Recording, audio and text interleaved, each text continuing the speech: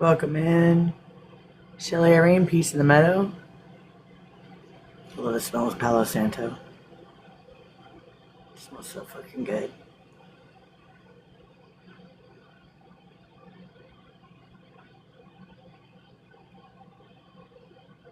Got a great live for you today. We're going to do the second installment of our trauma part. Hey, Michelle, come on in. Come on up if you want to. I am still sharing. Sharing.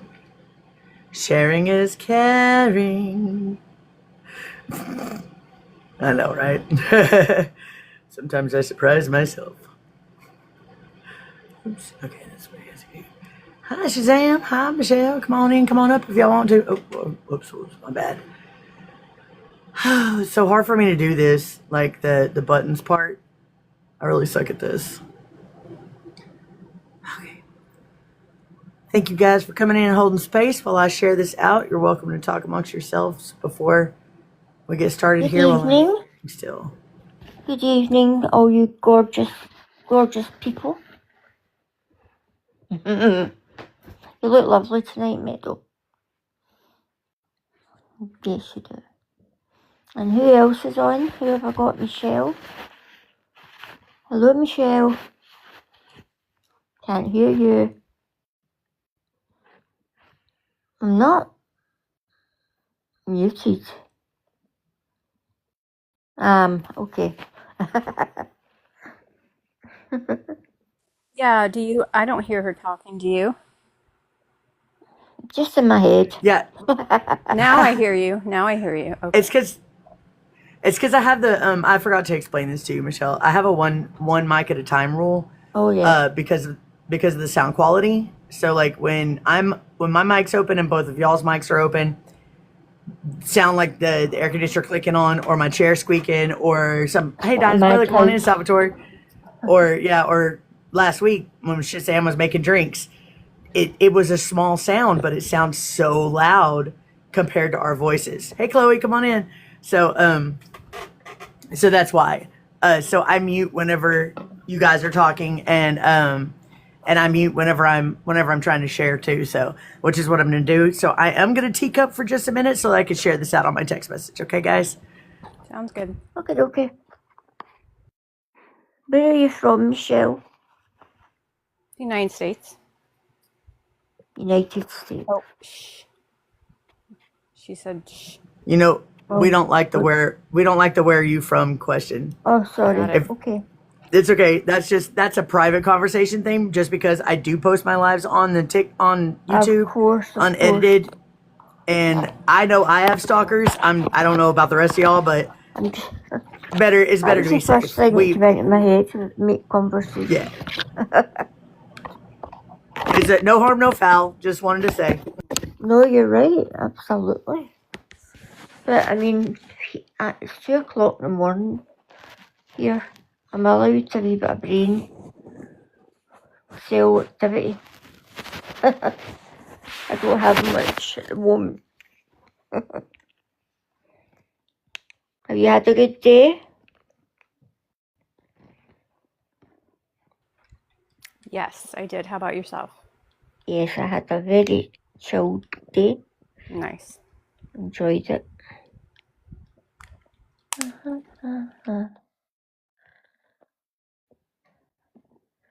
I did enjoy it. So,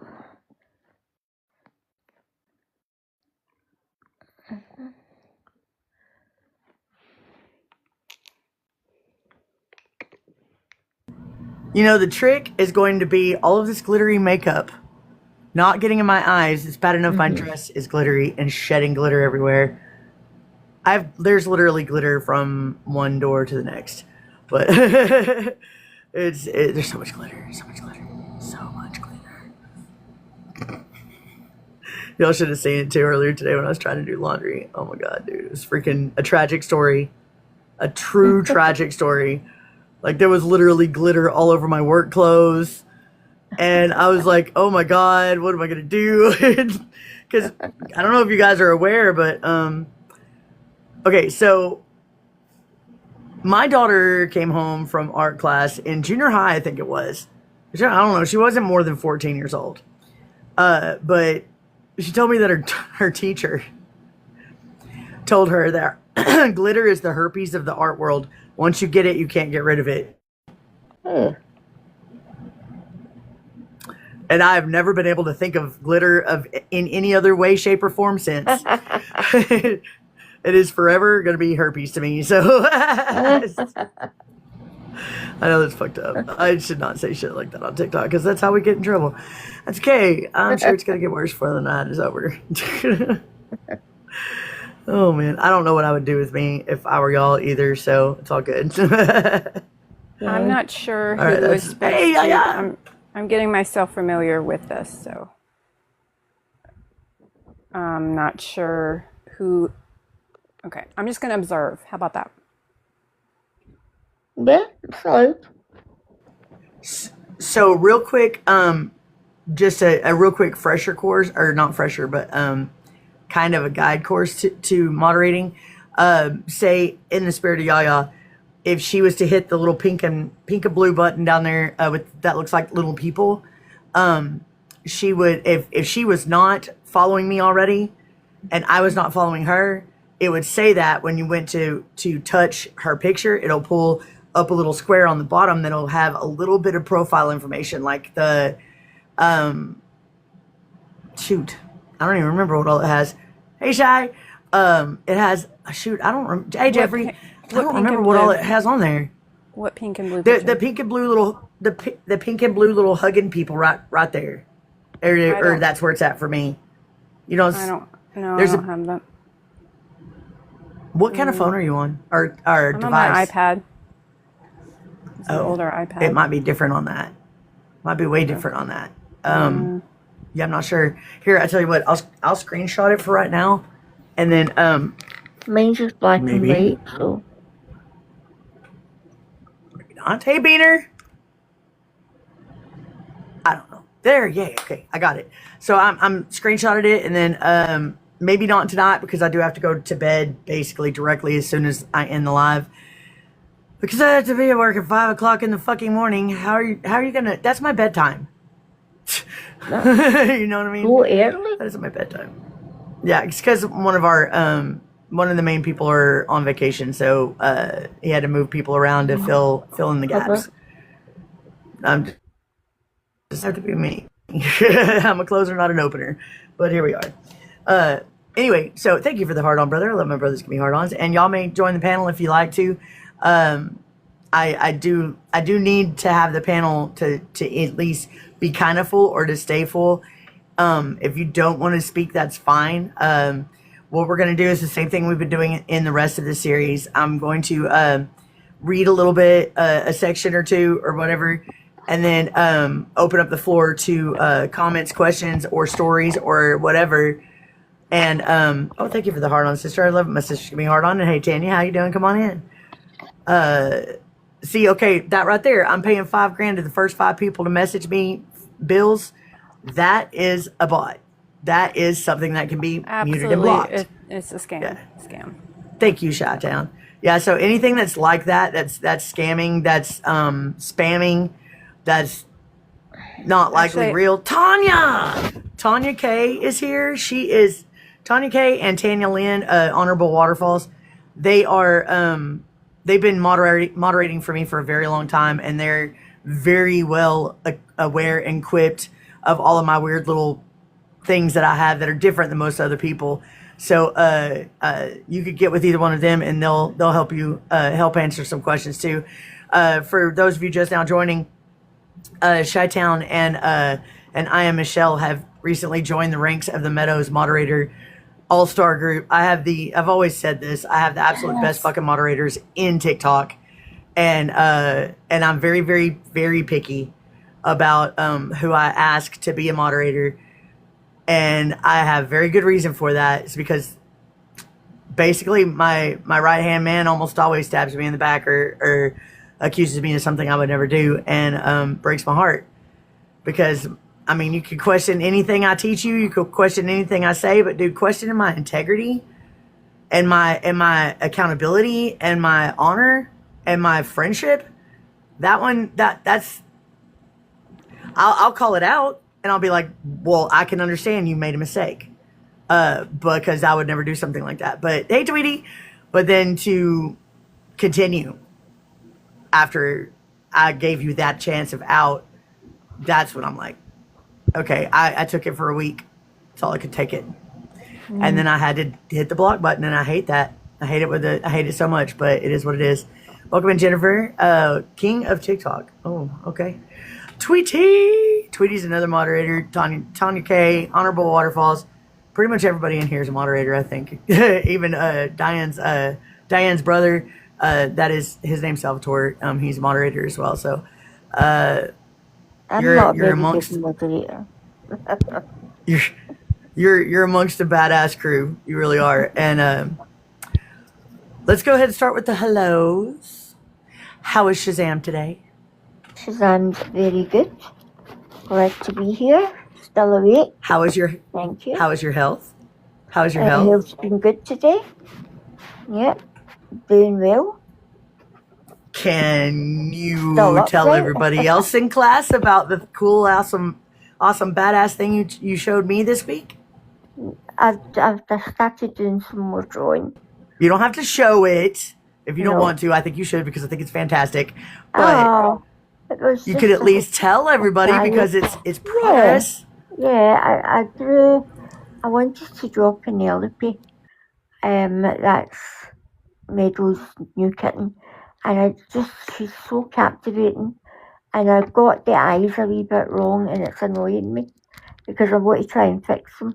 And that's what I do with my art. I just keep going and going and going. So there's about 20 layers on the one bit of paper. But I'm going to draw them properly when I get round to doing it. Going to do it properly. Yes. But I didn't draw for For the years. record, she's being modest. She did a fantastic job. I didn't even have to guess who the cat was. I knew immediately. She got the eyes perfect. So don't let her fucking talk shit about herself. We don't do that here, Shazam, No, we and you don't know do that better. We don't do that here. I know. She did an amazing job, and I can't wait for her to be comfortable enough to show it. For somebody that didn't think she was ever going to draw again, to be able to do something this quality, I wish I was half as good as she is, as far as an artist goes. So don't let her be modest. Thank you. Thank you, Megan. No, thank you, dude. Thank you for believing in yourself enough to try, dude. Do you know? I know Well- how hard it is. My hands were so sore, but actually once I was doing it, I get carried away. I didn't think. I was so desperately going, oh, look at that colour on that colour and this pen on that bit of paper. Just like learning all over again, the excitement. And I got it back, thank you. As somebody who went through an artist and writer's block for way over a decade, completely know how that feels. It's like having not just your life back, but a whole new life all over again. Hey, Juanita, I'm glad you're here, babe. It's a It relief. is so. I can't even explain the disorientation, Possibility. disconnect. It's the possibilities. Everything you look at, you Yes. see it as a drawing. And that's why artists are never lonely. You'll never be lonely if you've got an artistic mind.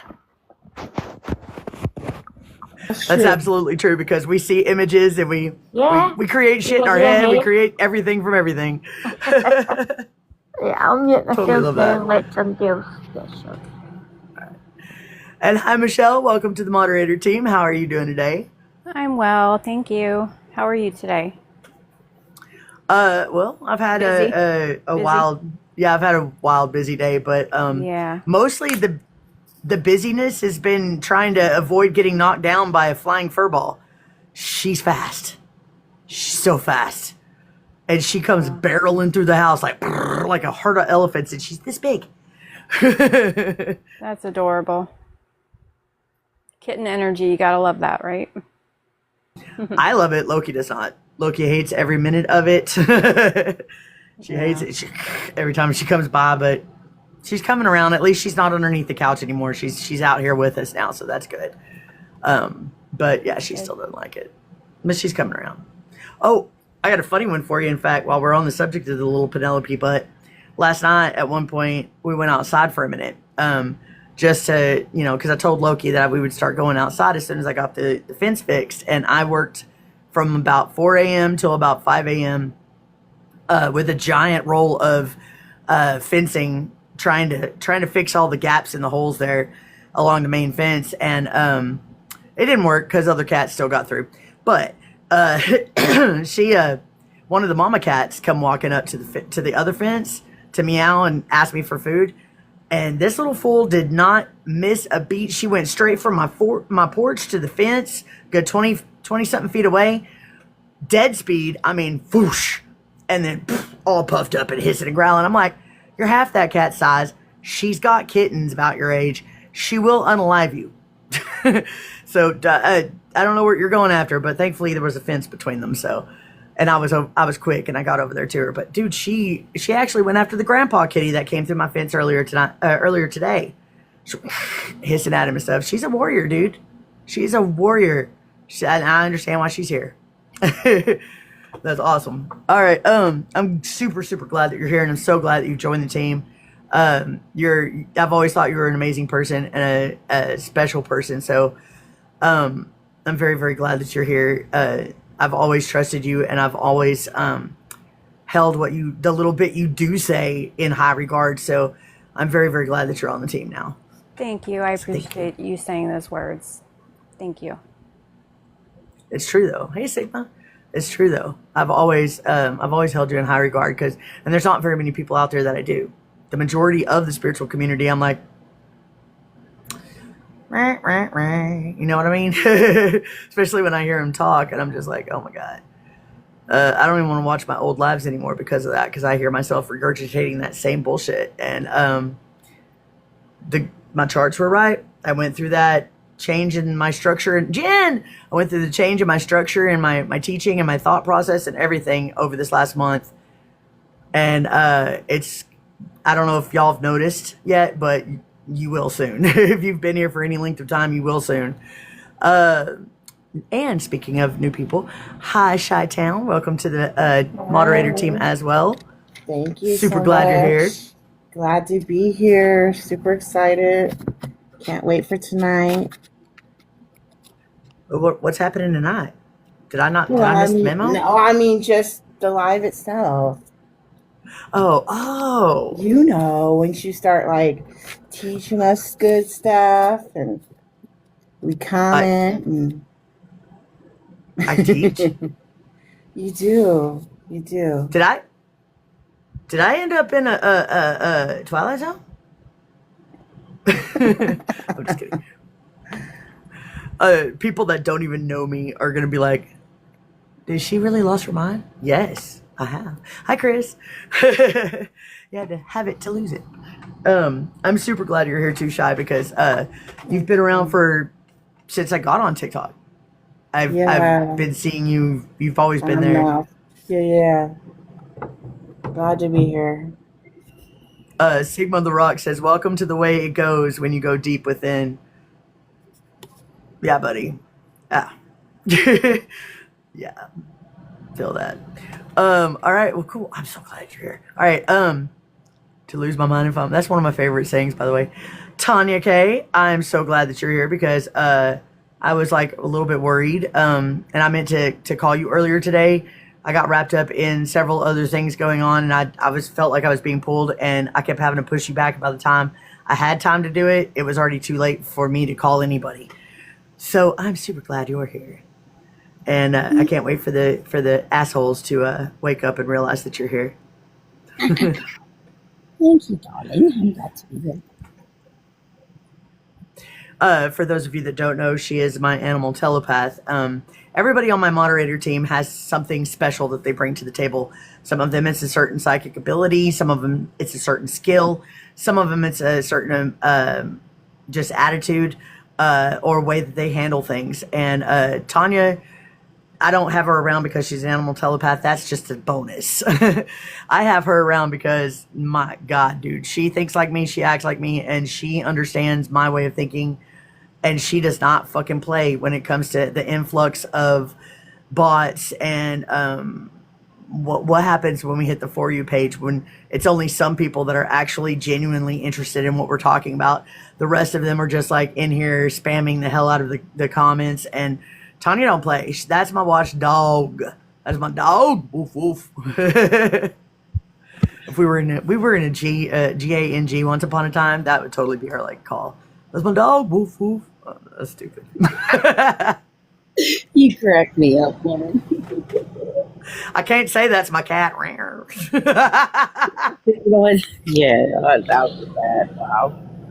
No, they actually used to call me T-Dog. Which is kind of funny. No shit. I like that. My nanny mom, we were like in the store, she's like, T-Dog. I was like, oh my gosh, she did not just call me that. I was like, I so love that. Hey, Michelle. I so love that. That is your, from now on, T-Dog. I don't even know why your name still says Tanya K. You should have already changed it by now. God, get with the program. Seriously. I know, like, she's just like, she just takes my abuse too. All right, well, that's cool. I'm glad you're here, and I hope you hang for the whole 2 hours because you're in charge and of the buttons and all the things and helping I am Michelle and Chi-Town learn the ropes of how we do things and also what gets muted, what gets blocked, and what gets given a chance, as you understand all that stuff too. So and I did already tell them that they could reach out to you because you were really, really good at this. You just don't come around as often as you used to because you've been dealing with medical stuff. DJ Azriel in the house. What's going on, brother? Thank you for the hard on, brother. I love my brothers give me hard on. Speaking of, thank you for the other people that gave me one when I was having to be quiet. All right, Tanya, I'm going to say hi to my little Jen and my little Tonic over here. How you doing, Tonic? I'm all right. I'm babysitting right now. It's just the most delightful thing I could possibly do. Like, I'm getting myself ready for grandkids, totally. Wait, and are you having any soon? Well, they're going to be doing implanting embryos soon with my daughter. She's been doing this fertility clinic thing for about a year now. So there's nothing wrong with either one of them, but they haven't got pregnant in, I don't know how many years, 3, 4, something like that. And with her age, she's turning 40 this year in a couple weeks. And with her age, she's kind of freaking out. So. Thank you for the hard on, sister. I love my sister give me hard on. I will tell you something from experience. Took me and my ex 7 years. Aw. Hey, Polly, come on in, babe. How are you doing? Got 7 years because she's turning 40 this year. So once you turn 40, hey, what if? Once you turn 40, that's what I was gonna tell you. Let me finish. Once you turn 40, you make a lot less eggs than you did before. I'm not saying you can't have a kid. Hell, you can be 70 and have a kid, but you make a lot less eggs. And so she feels like when she was making more eggs, she couldn't get pregnant. So, it's whatever. She's living life right, and she's keeping her diabetes in check now. So there's no reason for it not to work. Awesome. That is awesome, man. And we'll send energy towards her for that to get the right soul there for her, the one that chooses her. And thank you, Amazing Polly, for the hard on. I love my sisters give me hard ons. You arrived right on time. Yes, you did. Thank you, What If. I love my sisters give me hard ons. All right, so what karma's all about. That's all I got to say. I'm not wishing nothing bad on her, but man, whoo. You hope she has one just like her? Huh?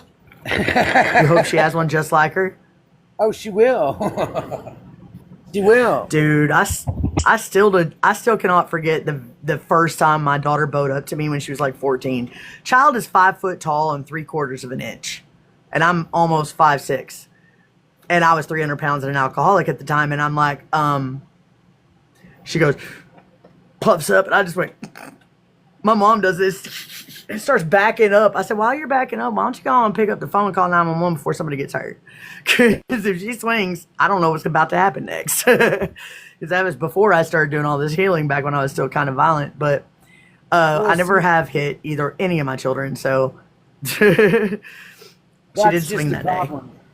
Diana has swung on me more than once. My ex-husband had to pull her off me more than once. And she convinced herself in her head that she was the one that was abused. Yeah, I kind of laughed at that. I said, you know what, Diana? A child called It was abused. I said, you were disciplined. And you know what? I might have swatted her ass, but it was 3 times. That was it. 3 swats. So I learned well from the Oklahoma high schools that still swatted your ass in 1987. I had that. I actually had that with my son. My son's the only one of my 3 children that I ever spanked. I spanked him only 3 times, and all 3 times were at the same time. That story is actually in one of the poems that I wrote about him last year, because he asked me for a poem for his birthday. But what do you guys say we get into this material tonight? Hey, I got to learn the fine art of cutting one's own switch. Dude, same. It unalives with us, dude. We're taking that shit to our graves. But anyway, with you on that. Let's go on ahead and get into this here material, because it's already 8:30 and I do have to go to bed early tonight because I have to be up at 5 a.m. And the lives usually last about 2 hours, so we're already 30 minutes in, so we got a little bit of material here to get through. This is the second installment of the trauma part of the alignment series. We are on episode 12 of the alignment series. I believe we've got 17 or 18 altogether, so we're nearing the end. But I had to split the trauma information up into 2 separate episodes on account of how much length it was. So the first episode, which most of y'all were there for, I was a blubbering mess almost the entire way through, because I specifically made it about the traumas that I knew I needed healing first, and the hardest ones. Like everything I could possibly think of that would have traumatized somebody else had they been in my shoes. Some of them did, some of them did not. Some of them traumatized me to a depth that most people would never understand. And I know that I still carry a lot of that. And that's why I deliberately wrote those scripts that way. And it still floors me that I cried the way that I did during the actual live, and I didn't cry at all when I was writing it. But sometimes it takes that, because your speaking voice and your writing and your internal voice are all different to you. They're all still you. They're all still part of you, but they're different to you. And your body will react to them different. Your emotions will react to them different. Your mental state will react to them different. Everything about you is going to react to different things in different ways, because that's the way it's wired. That's the way it is for you specifically. Did anybody else get that?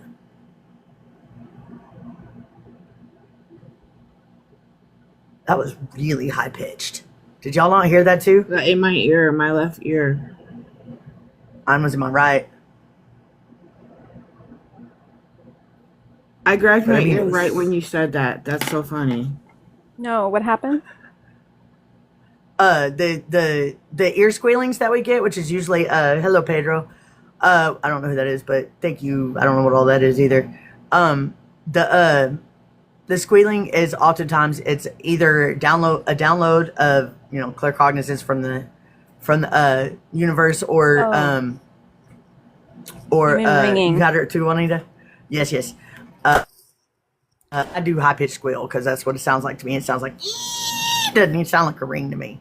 Thank you for the brother. Thank you for the heart on, brother. I love my brothers. Give me heart ons. So anyway, sometimes it's downloads from them. I'm not really exactly sure all the time where it comes from, and I don't really care. I'm grateful that it comes, and I'm also not. But tonight's episode is going to be a little bit more specifics for the majority of us in this room, because it's not just trauma that we're going to be discussing, but we're specifically discussing trauma on the psychic abilities. So I feel like this is something that nobody talks about, and we should. And the fact that we consistently have things happen in real time on these lives tells you that when you bring this much psychic energy together, I mean, look what we did for Shazam.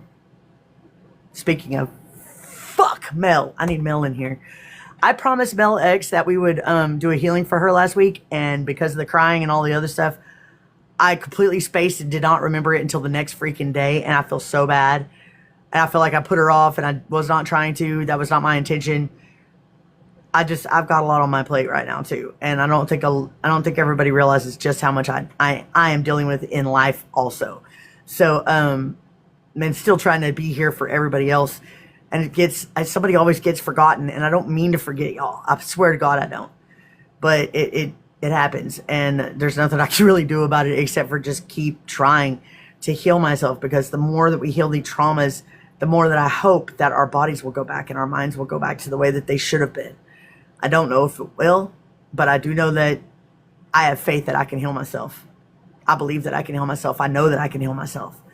And that was the whole reason I started this journey, because I was tired of twitching. I was tired of rocking. I was tired of jerking. I was tired of hurting. And I've done a lot of work on that just from healing the traumas parts. And so I know that some people want to argue with me about that, coming at it from emotional or mental standpoint. But dude, everything else, is it going to matter if you don't heal all 5 of the bodies? All 5. Not just your physical, not just your mental, not just your emotional, not just your spiritual, and not just your psychic. All 5. You have to. Or else you're going to be unbalanced, period. And alignment is not possible. And I don't like throwing negative connotations in these things, but it's not negative. It's more like a push. Because I don't want you to walk around like a lopsided octopus, do you? Yes, Can ma'am. I say something? Yeah. I'm sitting here upright with a cup of tea. I've got 3 pens in my left hand. I'm drawing Penelope. I feel good. I'm not coughing. I'm not bringing up any kind of mucus, which I've been bringing up for 5 years. And I don't care what anybody says. I'm healed because of you guys and me, I know. But honest to God, I can't even start talking about it because I'll just break down. But look at me, I'm sitting here. I'm conscious. I'm not a zombie. I'm not guzzling or a morph. I'm sitting here. I've had a couple of painkillers at tea time. Apart from that, I'm okay. Sorry, on you go. Sorry. Do not apologize for that. That is awesome. And yes, we're going to be discussing that as well, Pedro. I'm so happy to hear that, man. I did not know that it would have been 5 years. I just knew that it had been like a month or so. I did not know that you've been dealing with it that long. I did know about the other stuff, but not the coughing up part. So that makes me even happier to know that sometimes all it takes is a little bit of, encouragement in the right direction, right? All right, let's get started on the material. What do we say? All right, yes, ma'am. Go ahead, Chai. Oh no, I was just gonna agree with you, but yeah, let's get started.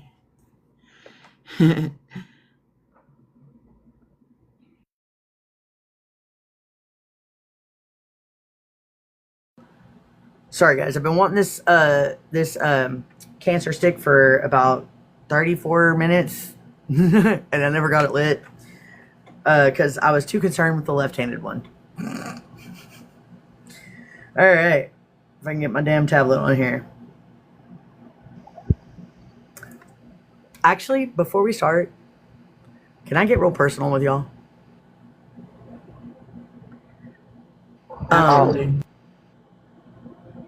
The love of my life, the man that that got me back into my poetry and my art. A couple months ago, I briefly spoke with some psychic guy that had come through here. He was one of the readers on TikTok that, you know, that's how he makes his living. And I'm just like, okay, whatever. Well, he and I exchanged WhatsApp numbers. He's in England. And we were sharing with each other. Because one thing that I've learned in the psychic community is that most of us cannot sense our own futures or lives or whatever, but we can sense everybody else's. So that's one of the things that we do is we just, hey, holler at each other. Hey man, I can't see this and I need some answers. Trade your answer for answer. You know what I mean? Like, or whatever. And that's basically what we're doing. And he told me that Spirit was going to take him. And the very next day I was talking to Shawnee, otherwise known as What If. And she told me cast.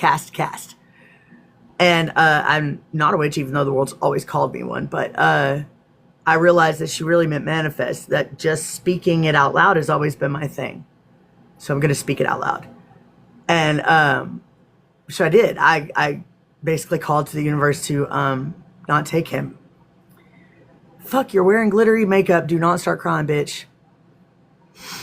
Anyway, Sunday was his birthday. And that's one of the things that I've been dealing with. And I haven't heard from him since the end of January. It's been before I came to Oklahoma. He doesn't even know I'm in Oklahoma, I don't think.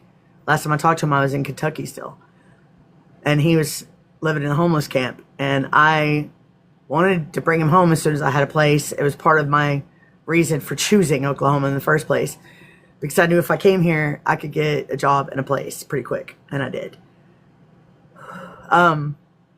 Anyway, I found out, I went to his Facebook page and, hi, I am me. And I, found his family through there and I reached out to his brother and we had hours long conversation. He knew of me and stuff and I had known of him. I've heard a million stories about him, but, he told me that he had never really tried to look for him and that some of his friends had reached out to him over Facebook Messenger about a month ago saying that he had had a heart attack and couldn't walk and was being shipped to another town. They got the wrong town or the information got crossed somewhere along the way because he was apparently shipped the other way. But I spent all of Sunday and all of Monday and most of today making phone calls trying to locate him. And I think I may have gotten close. Obviously, HIPAA laws, they couldn't give me any information, and I understand, but I also understand how they're scripted to answer you, depending on how you ask. And thankfully, I'm all about that pattern recognition, and I learn shit. So I feel like I know where he's at. I don't have a car. Obviously, I can't get to him. He's in another state.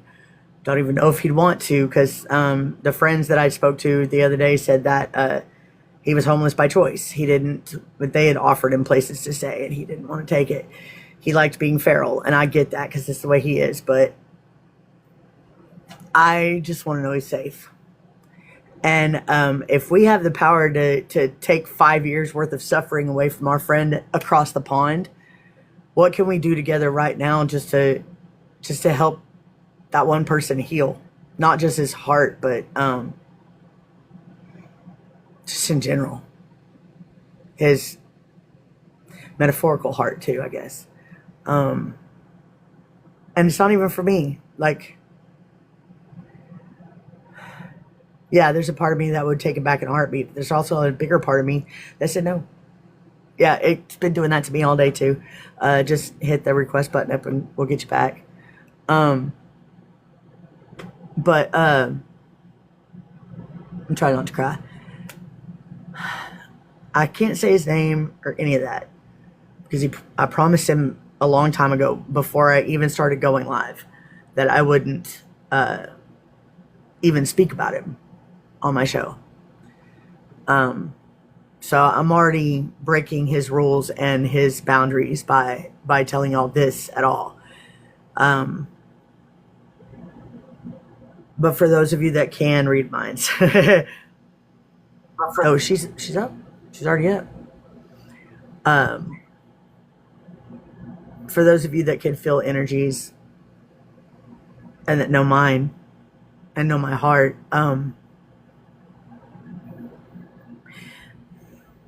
just want him home, wherever that may be. And I want him healthy. The reason I sparked off on that is because a really cute picture of him and Loki cuddling is the background picture. I shouldn't have done that to myself. But it's a super cute picture of Loki, okay? And it just so happens that it's him that she's laying on. But that's my background on my tablet, and it fucked me up just now. Love will provide. Yeah. Let's get some of this Pepsi in us, shall we?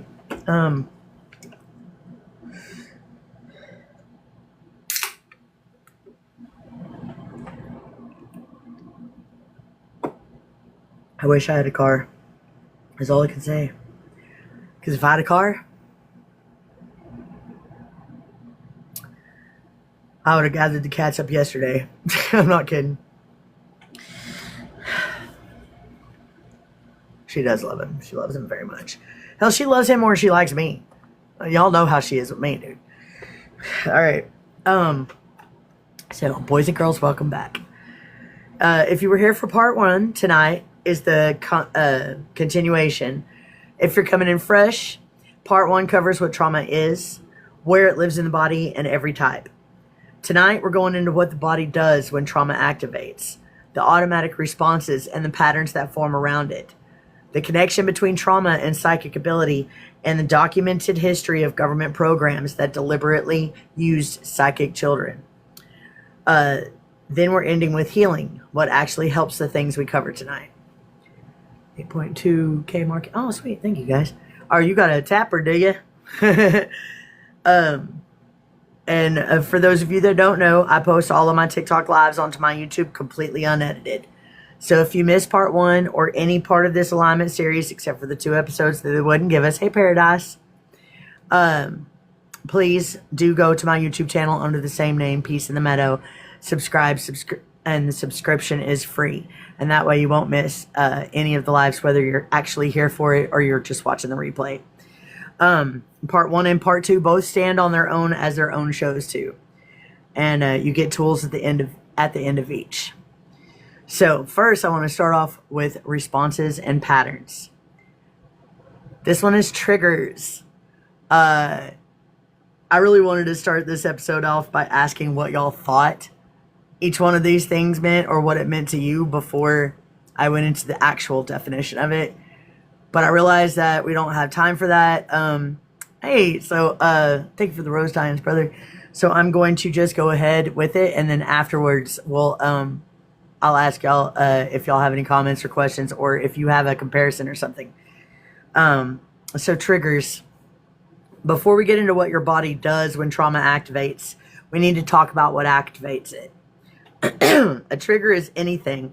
A sound, a smell, a word, tone of voice, time of year, texture, situation that the nervous system is linked to a past traumatic event.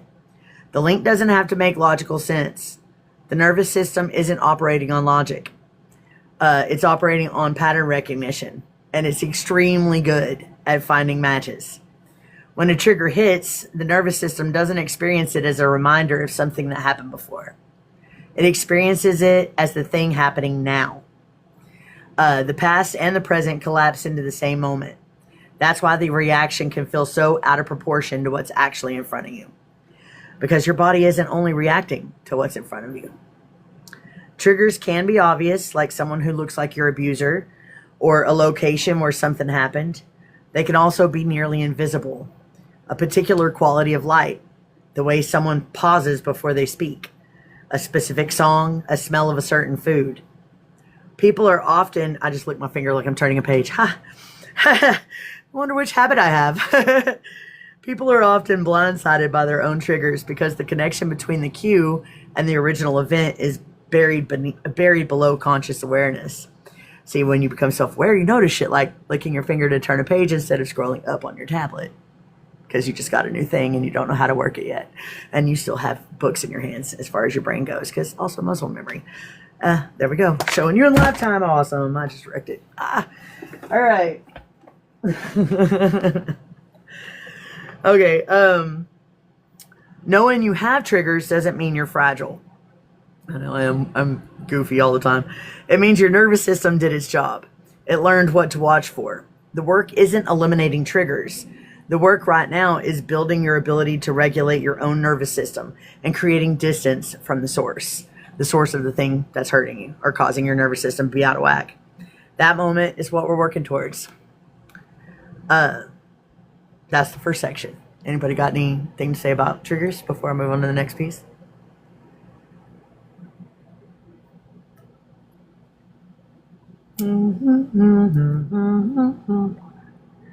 Yes, show, baby, show. Okay. This is the 5 responses. When a trigger activates the nervous system, it executes a protective response. It doesn't ask for your permission. It doesn't wait for you to think about it. To hide the reaction will help regulate your emotional response. Wait, what did you say before that? I feel like that was a half of a sentence. Oh, maybe not. Okay. I don't know. I got glitter in my eyes, so I'm having trouble. There are 5 of them. Most people have heard of 3. Fight, flight, freeze, flop. Try hiding the response. What response? Oh, the 5 responses? Hold on. But you can. Fight, flight, freeze, flop, and fawn are the complete list. All 5 are trauma responses. We will come back to that phrase later tonight because it's being used in ways it wasn't meant to be used. Emotional response, gotcha. I don't want to hide my emotions though. Actually, that's one of the reasons why I've been telling you guys to check out your charts. In human design, my authority is emotion. My sense is touch, which is funny because clairtangency is my strongest gift, right? So just because some people can live without fear, and fear is my motivation, all of those are in my human design. So I'm operating from what is exactly in line with who I'm supposed to be and what I'm supposed to do and what I came here to do. Everybody has different combinations of things. So just because one person wants to hide emotions because that's what's good for them doesn't mean that everybody has to. My authority is emotion. My authority is emotion. I thought that was crazy. I don't even know what all that means yet because I'm still learning, but that is another argument that I had with somebody else earlier too. So, but this wasn't an argument. So let's see. Fight is the first one. All right. The nervous system decides the threat can be confronted. You push back, argue, escalate, go on offense. And in a person with unresolved trauma, this shows up long after the threat is gone as anger that looks out of proportion to what just happened. Hiding my emotion isn't good for me. Exactly. Have you checked out your human design? But I don't have to control my reaction. I don't. In fact, it specifically says in my human design that I need to feel the emotions before I make a decision. That's what it says. So I can cry. I can laugh. I can be maniacal. Starlight, woo, what's up? I can feel. And I've been saying that in my poetry for years without even knowing. I was sitting here to feel all these human emotions. I put everything I said together. Okay, let's see. All right, let's see. It's harder for me to read on here because I got smoke in my eye. To hide the reaction will help regulate your emotional response. Hiding the response, emotional response, you must control your reaction. So that actually confused me more to read it all as one sentence. Okay. Back to the material. Hiding my, yeah. Okay, hold on. Yeah, Salvatore, come on up and say it. That might make better sense if you just said it. If you want to. He's hard to get up in the panel. But I want to understand what you were saying. In the meantime, I'm going to keep reading. So fight, the nervous system decides, oh yeah, it shows up in anger out of proportion. The next one is flight. The nervous system decides the threat must be escaped. You leave, avoid, get busy, stay moving, and in a person with unresolved trauma, this shows up as workaholism, constant distraction, never being able to sit still, always having somewhere else to be, running from something that's already inside. And I've said that a million times in my poems. I'm running away from something I cannot run away from because it's within me. It's crazy. Freeze is the next one. The nervous system can't find a viable fight or flight option, so it locks. You go still, can't speak, can't move the way you want to. Time feels slowed or distant, and people mistake freeze for calm when it's not. It's the body with its foot on the brake and the gas at the same time. Flop. This one I had never heard of until I did the research on this, and I'm like, oh, wow.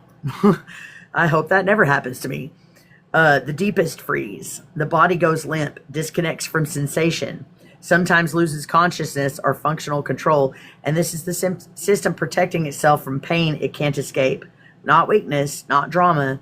The final line survival mechanism the nervous system runs when nothing else is available. So like when something just falls over because it's that scared, I thought that was just a cartoon thing. I didn't know it was real. You live in freeze mode, crossing threshold. I hope we can all help each other get out of these modes that we're in. I live in fight and flight, so I feel that. And then the last one, and I live in this one too actually, is fawn. This one doesn't look like a trauma response because it resembles kindness. You become agreeable, placate, people please, manage everyone's emotional state around you. Make yourself small, make yourself useful, make yourself indispensable. Because the nervous system learned that the safest version of you is the one who doesn't create conflict. Fawn is survival disguised as personality. You're in freeze and friend. I like that. Can that be a trauma response, friend? Yes, we're voting it in. Most people have a primary response, but the body will cycle through more than one depending on the threat. You may fight first, then freeze. You may fawn habitually and have a flight response when you reach a certain level of stress. None of this is a character flaw. All right, that's the end of that section. Before I move on to the next piece, anybody got anything they want to say or share? I still am curious to know what Diane's brother was actually saying earlier.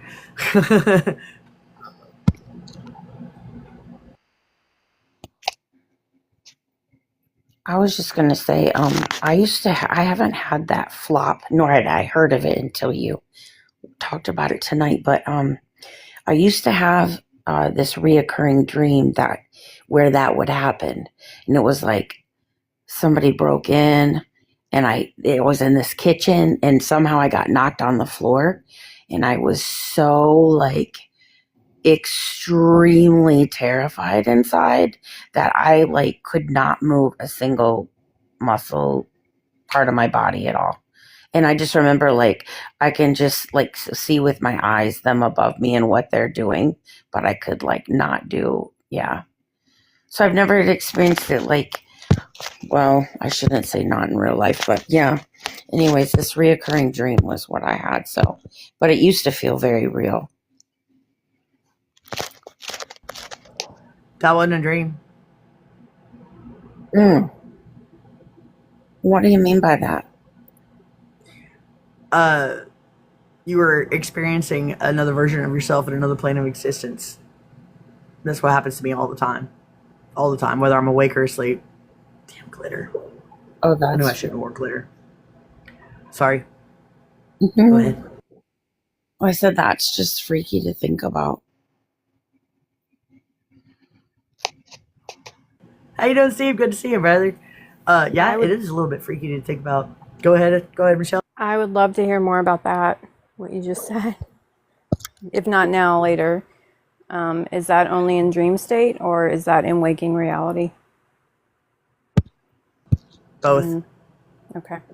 Yeah. Oh, you're asking me? Or you mean me? She had said something about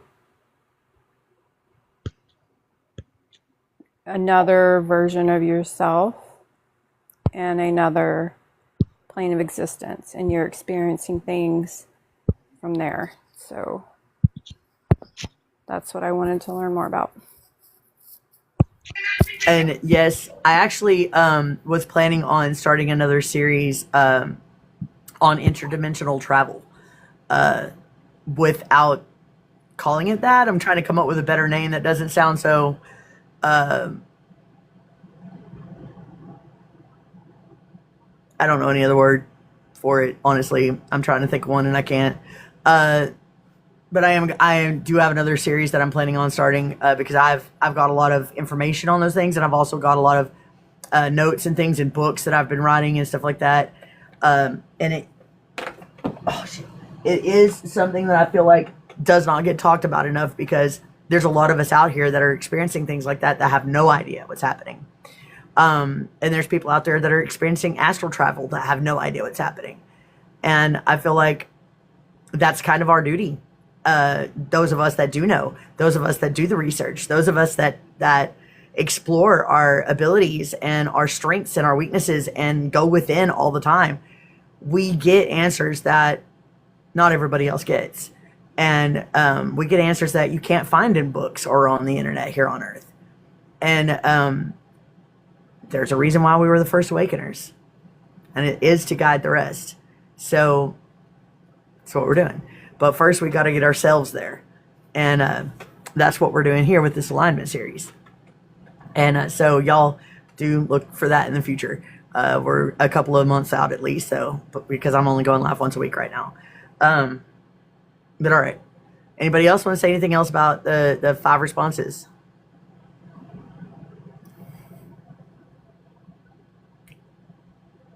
Okay. Yeah, thank you. This one is one that all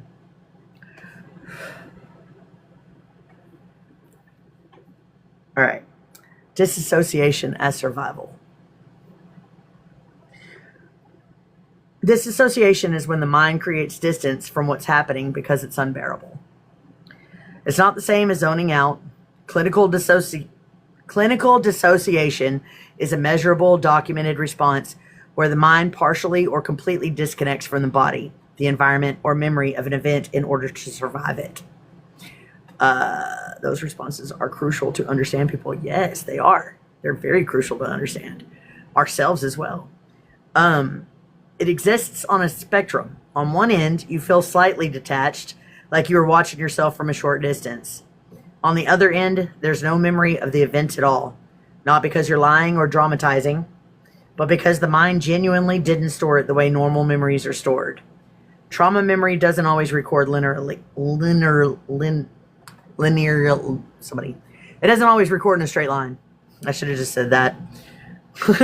It records in fragments, sensation, image, smell, sound, whatever, without a narrative attached. Time loops, yeah. Time loops are a thing too. For the psychically active, something needs to be addressed here. Disassociation and out-of-body experience feel similar. They're not the same thing. Disassociation is involuntary, driven by threat response, and typically followed by confusion, exhaustion, or distress. An out-of-body experience in a psychic context is intentional, has a different quality of awareness, and doesn't leave you feeling like you lost time in a bad way. Entering the fish dimension. Yes. Hi, Oracle. The problem is that people with psychic abilities who experience childhood trauma may have a history of both and may not be able to tell which is which in their own past. Some of what you thought was psychic experience may have been a trauma response. Some of what you dismissed as a trauma response may have been genuine perception. Both can be true. This is not an either or. Before I go on to the next piece, anybody got anything they want to say on that? I've got a personal one. The very first time that I ever fought back physically, it was 7th grade basketball. Some of you have heard the story. On the school bus on the way home from basketball game, my bullies were surrounding me, and my parents had told me to just ignore them. Oh shit, my phone is dying. So I'm staring out the bus window, and the girl makes the mistake of grabbing my face. That's all it took. Till this day, I still don't remember what I did. And I've always found it very strange that that most people would have a dissociation when they're being traumatized or something like that. But for me, the trauma was physically protecting myself. For me, the trauma was being angry enough to fight. And unfortunately, I had to begin this self-help, personal growth, healing journey 25 years ago in order to stop hurting people, because I accidentally did it to somebody I cared about that didn't deserve it. And that was the pivotal moment of my life. That was the moment that I decided that I was done with this anger. I was done letting it control me, because every time I got angry, I blacked out. I was still walking around. I was still doing things. I was still hurting people, but I have no memory of a single one of them. I have memory of every time I've ever been SA'd and DA'd and all that. I have memory of every horrible thing that, was done to me as a child, but I don't have any memory of every time that I fought, that I just went ape shit on somebody, I guess. I heard stories, and they're pretty graphic, and it was pretty crazy. So that's why I always associated with the Hulk from Stan Lee's comic books, because Bruce Banner most of the time does not remember his time as the Hulk. He just sees the aftermath, and that's pretty much how it was with me. And I did not have any idea that that was disassociation until I started really studying psychology about a year ago. And I mean, I've studied psychology off and on many years, but I got really hardcore about a year ago, where I was like determined to find out exactly why these events happened and how I reacted and why all this triggered, because I can't help other people heal if I don't know how to heal myself, right? And anyway, this one is going to be a very big giant correction to the personal growth and spiritual communities. This one and the next one, actually. This one is trauma bonding. This is something the spiritual and personal growth communities keep getting wrong. Trauma bonding is a genuine psychological process, not a character flaw, not stupidity. Head Valcorn, and thank you, Diane's brother. Not weakness. It's what the nervous system does under specific conditions, and the number of people who have experienced this isn't small. Sorry, one second. I don't know you. All right, I'm gonna let my moderators handle the buttons, because this is oh, sorry. If you want to come up, see if you can, because I have 3 more boxes, and I really would prefer to have a full box, full panel anyway. But I didn't mean to invite you. I was trying to get rid of the person that was requesting up. Because I don't like to invite people. I like people to just, make their own decisions. Trauma bonding happens in relationships where there's an ongoing cycle of threat and relief. Harm followed by repair. Fear followed by warmth. The nervous system, under chronic threat from someone who's also the source of comfort, attaches to that person harder, not softer. The biology isn't complicated. Relief after threat activates the same reward pathways as genuine safety. The body can't always tell the difference. When the person causing the harm is also the one soothing it, the attachment deepens rather than breaks. This is why people stay, why leaving isn't simple, why just walk away isn't an instruction that works. Trauma bonding shows up in intimate partner situations, with domestic abuse, with family members, with religious leaders and communities, in any situation where a person in a position of power over you alternates between harming and reassuring. Our political system, shut up, Shelley. The bond doesn't mean you love your abuser in a healthy way. It means your nervous system learned to depend on them for regulation, and breaking that dependency has to be a nervous system process, not a decision. I'm going to go on to the next one. This one's trauma dumping. Trauma dumping is different from trauma processing, and the difference matters for both the person sharing and the person receiving. Processing is working through the material toward integration. It has movement to it. Something is happening. That kind of sharing serves the person moving through the wound. Trauma dumping is uncontrolled, unprocessed output of traumatic material without a container to hold it. It's not intentional, nor is it manipulation in most cases. It's a nervous system that's become so overwhelmed it starts releasing pressure through whoever is nearby. The person on the receiving end can be re-traumatized. If they have their own unresolved traumatic material similar to what's being shared, and most people do, hearing graphic, unfiltered detail activates their own nervous system. This is a vicarious trauma happening in real time. Remember we talked about vicarious trauma last week? Sharing your experience is healing. Choosing your container is part of that. Not every space is built to hold everything. Not every listener is resourced to receive everything. That's not a judgment. It's a fact about nervous systems and other people's capacity to handle it. All right, the next chapter. Has anybody got anything they want to say about trauma dumping or trauma bonding? We lost somebody. Who would lose?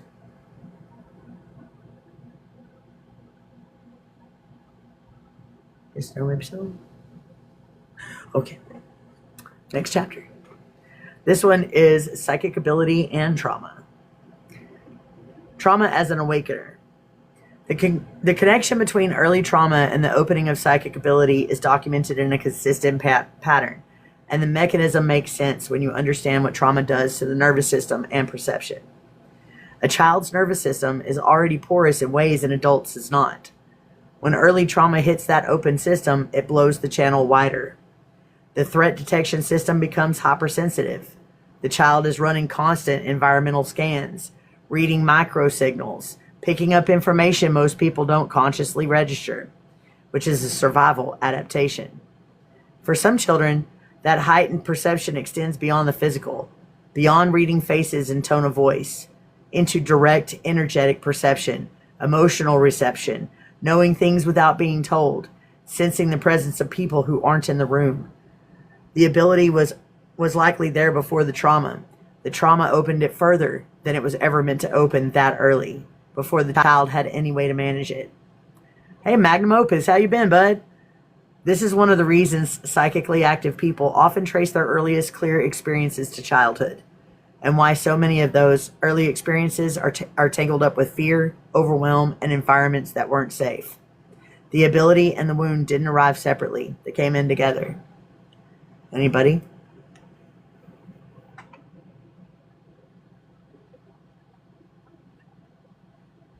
Okay. I really thought y'all might have a story for me on that one. I have a story for all of them. The trauma of having psychic abilities. This has been my soapbox my whole life. This is something almost no one talks about. Having psychic abilities in a world that doesn't validate it, in a family that punishes it, a religious environment that calls it evil, a school that calls it bizarre, a social environment that calls it attention-seeking, is its own category of wound. It's not the ability that causes the wound. It's the isolation around it. You're perceiving real things that the people around you can't verify. They tell you that you're imagining it, or you're lying, or something is wrong with you, likely choosing to suppress what you perceive, which doesn't make the perception stop. It just means you're managing the gap between what you know and what you're allowed to say every single day, often from very early childhood. Raise your hand if you've been there. That's a form of... Go ahead. Okay. That's a form of chronic traumatic stress. Not because you're broken, but because you were never given a mirror that reflected what you actually were. Some of you found this community, this room, this platform, and these lives is doing just that. Community level healing for a wound that was caused by the absence of community. Anybody got anything to say? If not, I'm going to tell a story.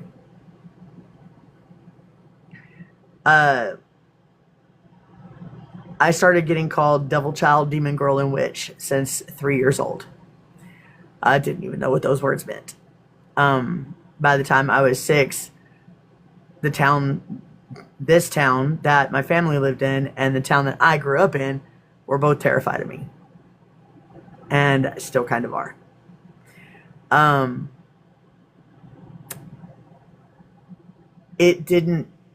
I did suppress a couple abilities.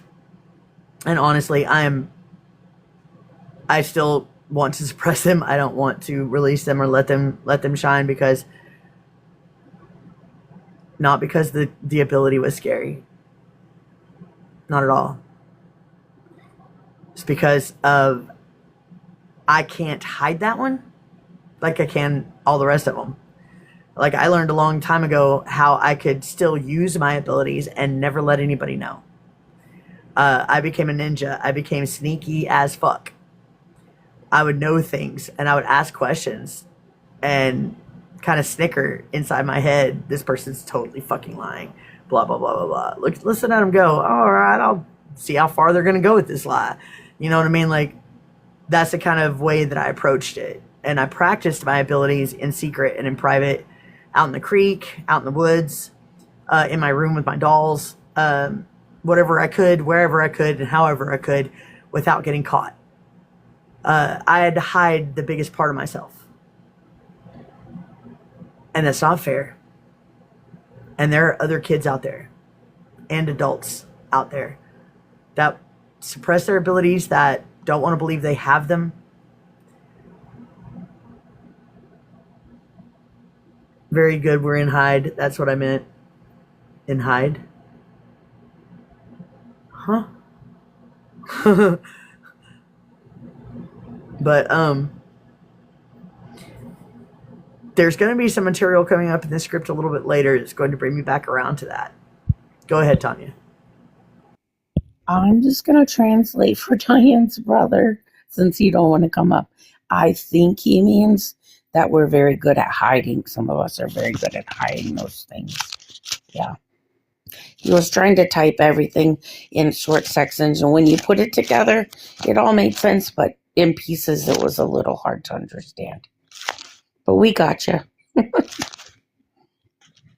Also, another reason I keep her around. Go ahead. I was just going to say, I had seen things and knew things as a kid, but somehow I knew to hide it. I knew not to go to anybody. Matter of fact, one time I experienced something, saw something, and my sister came to me first because she was up in the attic where I was and saw the same thing. But she told me first, so I knew it really happened. But after that, I knew to just hide it, hold it back.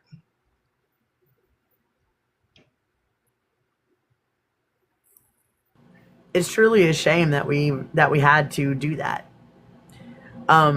It's a shame that we grew up in a world, in a society that had been conditioned and programmed to not believe in it or to call it evil, when instead what they should be doing is breaking free of that programming and conditioning and returning to their actual soul self. And you learn more about yourself hiding it until you're ready to speak of it. That's true. That's 100% true. You become hyper super self-aware before you even have words to call it that. You know more about yourself than anybody because you're having to hide it. Hey, Charlene, you're absolutely right about that. And I hadn't thought about that until just now. Thank you for bringing that up. So that was my little part of the story. Go ahead. May I ask why you were called that? I mean, not like due to your gifts and abilities. Is that what it was that scared people? You don't know. Okay. I have two stories in mind that that I'm pretty sure were what started the fear. One was at my great grandma Sis's, the little old lady that you guys sometimes see with me. They had a spare guest room in their house, and this guest room was immaculate. Not a single speck of dust in the dustiest, freaking windiest state in the entire country. And the whole rest of the house had dust, but that room never did. And nobody ever wanted to go in it. And it was immaculate. There wasn't a ruffle out of place. I mean, it was also the only room in the house that a breeze didn't blow through. That's very rare in this town, especially because all the houses have been rotting for as long as I can remember. So most of them, you can feel the wind blow through them. But this room was some kind of, I feel like it was lost in time, to be honest with you. But I was the only great grandkid that was brave enough to go in it. And I played it in it all the time because I could be alone. And being alone was safe for me. Being alone meant I wasn't upsetting anybody by existing. I wasn't getting hurt because I breathed wrong, or I looked wrong, or I giggled at the wrong time, or whatever. Or I said something out loud, because I do have an inner outer monologue. Y'all have seen it. But I was in there playing, talking to something. I was about 3. And my great grandma just opens the door and asked me who I'm talking to. And I said my friends, and said their names, I guess. And she recognized those names as demonic.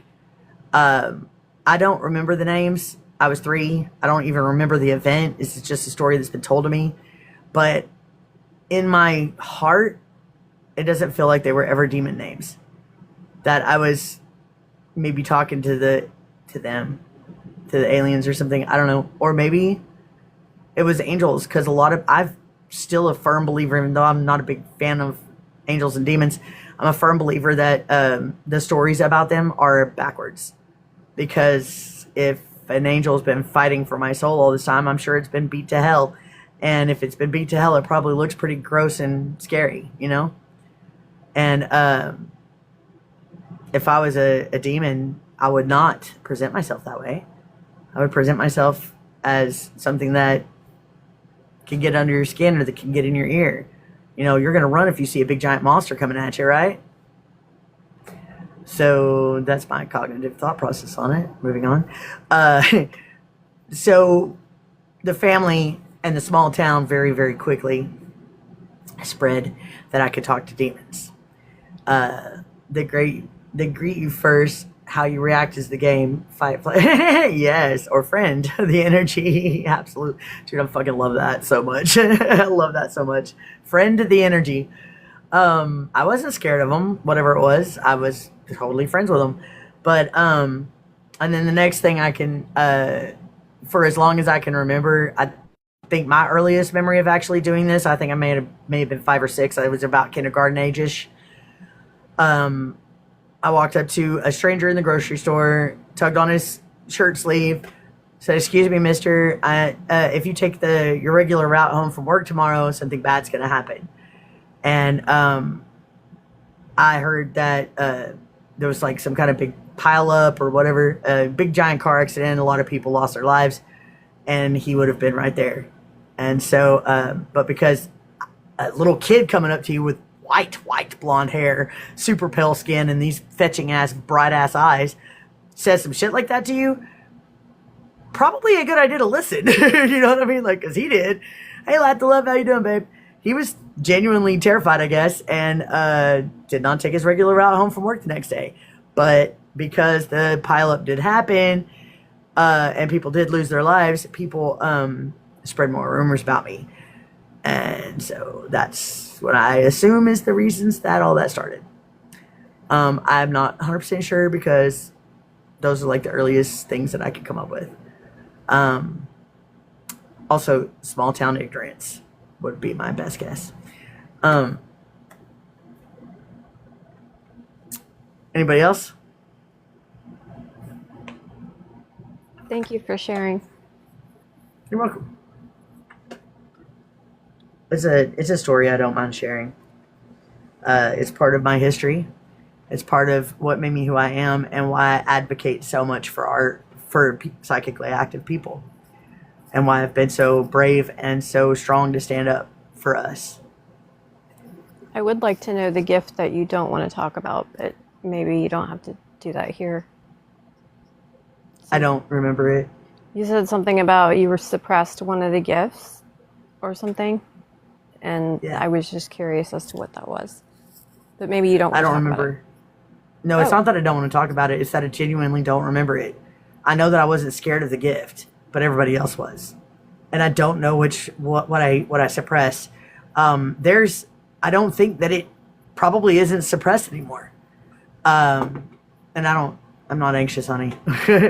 I appreciate that though. That's cute though. Breed instead of breathe. uh, I don't.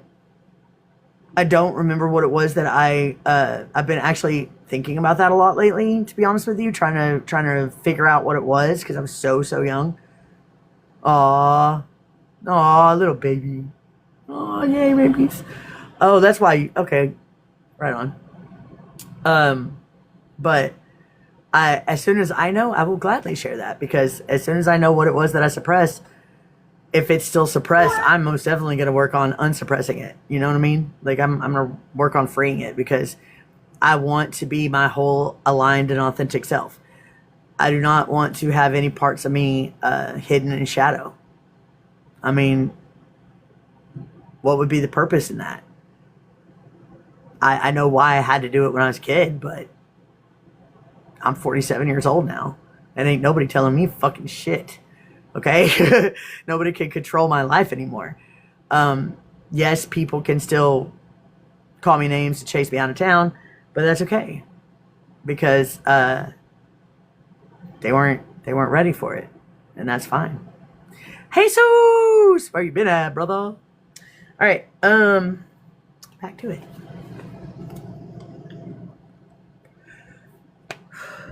Alright, this part.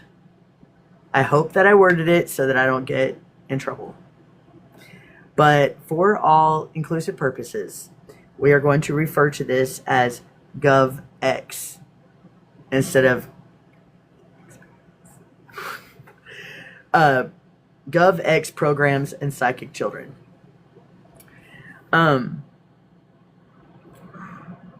What follows is documented fact. Not theory, not rumor, declassified government records, congressional testimony, publicly available research. Every claim here is verifiable. MK Ultra. The CIA ran a covert program from 1953 to 1973. Over 150 sub-projects involving universities, hospitals, military facilities, and prisons using drugs, hypnosis, electroshock, and sensory deprivation on subjects who didn't know they were in a program, with multiple sub-projects involving children. In 1973, the CIA director ordered the files destroyed before congressional investigation could access them. The files that survived were found by accident in 1977 in a record storage facility, and what was recovered became the basis for U.S. Senate hearings. Public record. If you don't believe me, it is. Hey, Angie. I don't know you, though, but thank you for the gift. Anyway, the next one. Oops. Give my damn screen back. For fuck's sake. There we go. Puppy is my roommate, very knowledgeable. Oh, yeah? Well, welcome in, Wild Puppy. Project Stargate. The U.S. government funded a $20 million psychic intelligence program. Thank you for the hard-on, sister. I love when my sister give me hard-ons. How you doing? High voltage? Man, it's been a hot minute. It's good to see you, babe. All right. Glitter in the eyes. The U.S. government funded a $20 million psychic intelligence program from 1972 to 1995, using adult remote viewers to gather intelligence. Declassified in 1995, files available through the CIA's electronic reading room and held at Rice University. This happened, it was funded, and it ran for over 2 decades. Oh, thank you for the hard-on, sister. I love my sister to be hard-on. Sorry, I missed it. This one, I did not know that GATE and gifted and talented were the same thing. I have always heard of the GATE program and was scared of it. And I got a story for you guys when this is over. GATE, which stands for Gifted and Talented Education. GATE. Why did I not put that two together? I fucking am brilliant. Why did I just get this shit? Anyway, GATE ran in schools across the United States from the late 1970s onward. Its founder, John Curtis Gowan, was a documented researcher into psychic phenomena in children, recorded in his own published work. Children in GATE programs were administered tests involving Zinner cards, which are ESP testing cards. Many survivors report similar experiences across unconnected schools and states. Headphones with sounds or voices, unusual testing unconnected to academic content, drinks offered before testing, and gaps in memory around what happened during those sessions. The overlap between people who report strong psychic ability and people who were in GATE programs is too consistent across too many unconnected people to dismiss. There's something else worth knowing. GATE wasn't a dead end. The research shows it fed directly into CIA's Gateway program. Sound frequency research into altered states of consciousness, astral projection, and what they called enhanced human performance. Children who tested positive for psychic ability during GATE sessions were likely being flagged as candidates for what eventually became the adult remote viewing program under Project Stargate. The pipeline ran: identifying GATE, test further, route into consciousness research. Sorry. Thank you for the gifts, my friends. Thank you. The drinks, the headphones, the memory gaps, those weren't separate incidents. They were procedure. John Curtis Gowan, GATE's primary architect, edited an academic journal that published articles on trance states, child hypnotizability, I think that's how you say it, and psychic ability in children. One of the Monroe Institute's trainers worked directly for the CIA's Project Stargate. These programs shared personnel, methodology, and goals. They were never separate. They were stages of the same thing. Hi, Rosie. For those who were in these programs, what you experienced was real. The confusion and the missing memories are real. You were a child, and what happened was done to you and not by you. And the confusion of knowing something happened without the narrative around it is part of what was done. If you recognized yourself in the aforementioned programs, here's what the experience may have left you with. You may be dealing with fragmented memory, like connections to sensory cues, or have body level reactions that cause a response your conscious mind has no file for.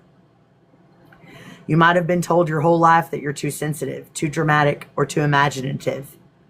You may have always known something happened without being able to say what, or maybe you spent years doubting your own perception, which, if you also have psychic abilities, compounds into something genuinely disorienting. You've been second-guessing the most fundamental thing about yourself your entire life. What happened to you as a child in those programs was done without your consent, without your parents' informed consent, and without any regard for what it would do to your nervous system long term. You were selected because of something you were born with. That's not a small thing to carry. Before I get into the what actually heals it, anybody got any stories or questions or comments?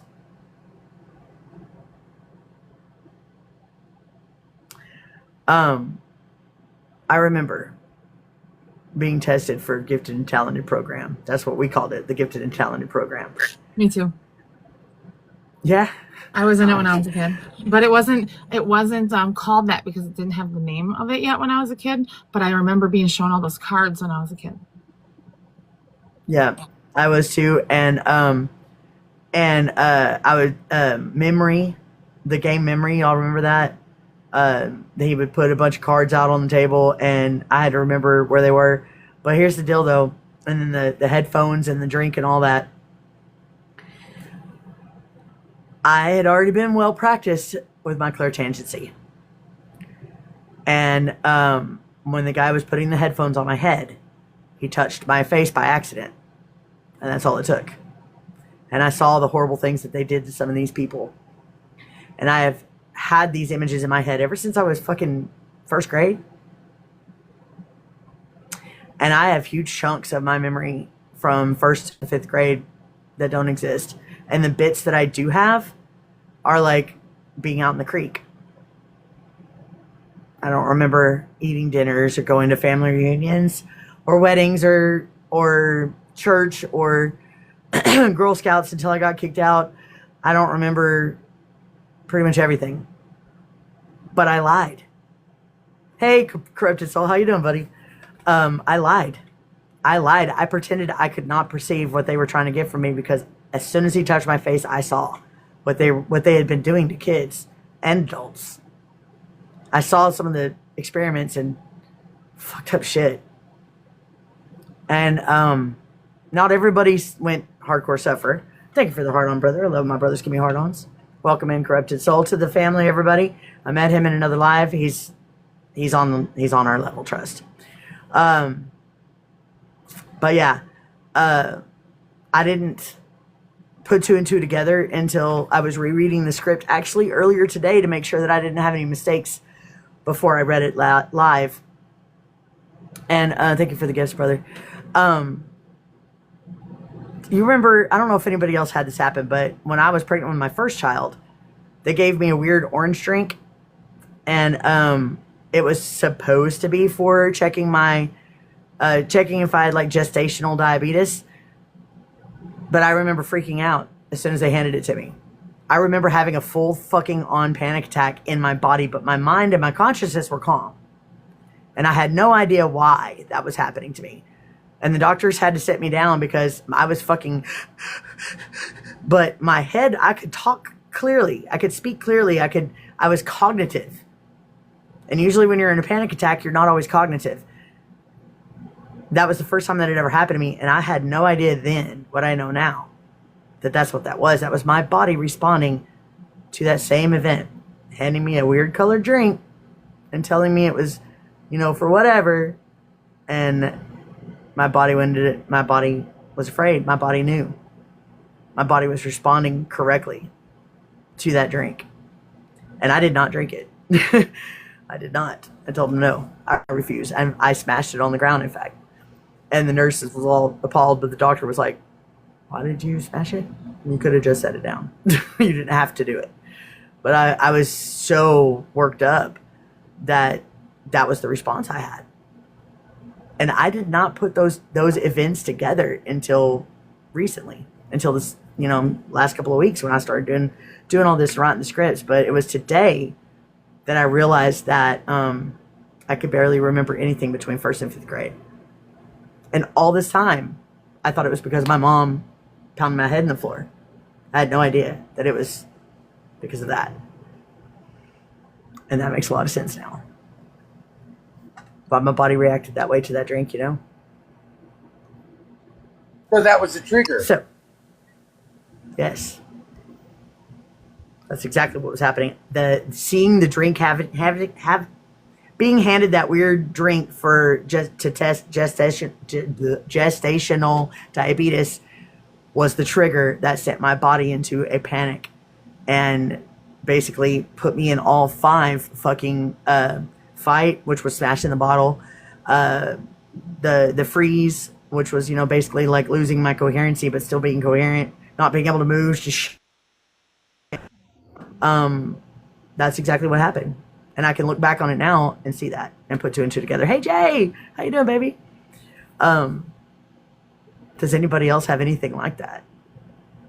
Or am I living in my own world over here? Well, I find, I guess, that when I get triggered, it's somebody that's trying to say that they're working on themselves and they're outgrowing the negative shit and the bad shit, and it's all the same bullshit. And I can smell bullshit for miles, and I just can't be nice. I mean, I'm not mean, but I let them know that their negative energy is draining mine and they need to stop. And, you know, the last person that was around me like that, like it was going to be up to me to get rid of them because I went and got them. And I don't mean Troy either. It was somebody else. And all the guy ended up doing was laying on my couch for a week, not helping me, not doing anything he said he was going to do. And I really didn't have anything to do with him while I was here because it was the same old bullshit, and my body didn't like it at all. And I wanted to punch him. And I'm not a violent person, you know, and I'm so beyond violence. But when, like, I want to punch somebody, even if it's just a thought that I just want to punch them because of the way they are. I know that's a trigger. That for sure, that's a trigger. When somebody has misunderstood an event, a conversation, whatever, and I've corrected them more than once, and I have to remind them that they're leaving the important part out, which is what was really going on. I tend to get louder. And that's not about passion. That's about you're not fucking listening. And I feel like I always felt that I had to get louder to be heard, and all I really had to do was enunciate to be understood. But so I would Some say people, it doesn't matter what your volume or your enunciation Right. is, they just don't hear it. Well, right. But my daughter, I hope she wants to hear it someday, because when she feels like she's out of control in her life, like she can't control anything in her life that's going on, she calls me and then starts some shit with me and tries to control me. And what she doesn't realize is I learned a long time ago, like over the past 20 years, how to live without her, even though she was still here. You know, once upon a time, like when I got pregnant with her and stuff, she was my reason. She was my only reason. Because I got pregnant with her the same year that I lost my mom when I was 16. So, I'm my reason today. And although she'll always be the center of my universe, I am too. You know, and everything that she's wanted is about ready to happen, and now she's got herself all worked up in anxiety and fear. And I was just being logical with her about there's nothing to fear, you know, you're under doctor's care, this is going to happen, and may not be the first time, but it'll happen, and the way it's supposed to. And she just told me that I was being unfeeling and this and that, and then she brought up some shit from over 8 years ago, telling me how dangerous it was that somebody was underneath my house. And I said, you know what? I said, I'll remind you. I said, I told you this before, but apparently you weren't listening. I said, a gun without bullets is not dangerous. Sorry. I mean, sure, they could pistol you or whatever, but it's not dangerous if there's no ammunition. And she just wasn't listening, and she wanted to keep going on about it. And I thought we were going to quit being petty and quit bringing up shit from the past. So I got loud with her, but I wasn't screaming by no means, not even close. And then she's on my ass about being loud. And I'm like, you know what? I said, it's not my problem. It's your problem. I've been this way your whole life, and you want me to change. I said, I've changed all I'm going to change. And I changed for me, not for you. I said, so it sounds like it's a you problem, not a me problem. And maybe that wasn't the right thing to say, but that's sure how I feel about it. So I was being honest. No, we say pew pew, and we can't type it either. Sorry.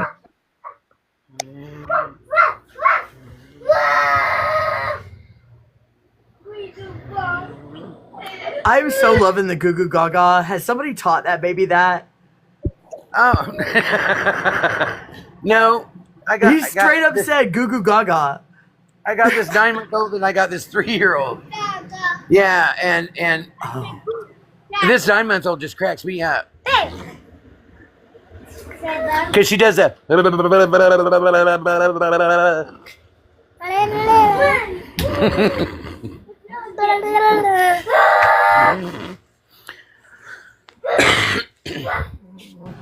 Hey, she's your friend. She's your friend, Jesus? Angie is?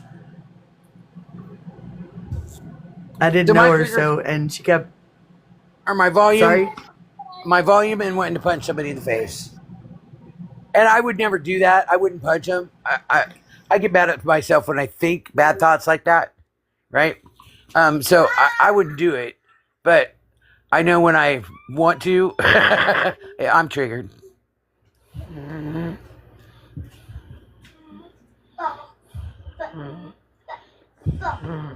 How the fuck did you sneak in here, Spirit? my girl, my spirit moon, we lost some comrades this week. I'll have to reach out to you later and share that with you. So glad that you're here though. Spirit Moon is one of my first moderators ever. She is the one that has not wavered not one single time. She doesn't get on TikTok very often anymore, but I'm super glad she's here. I always feel 1,000% more safe when she's around for some reason. Angie, we're not following each other, but I'm going to follow you. If you will follow me, that would be great. And introduce yourself and say what you came up here to say.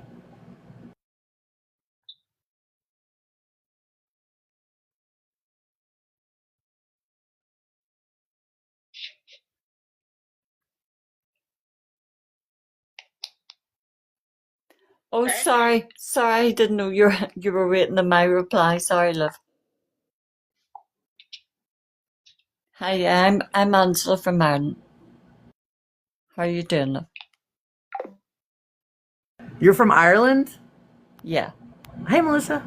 Shazam appears in Scotland.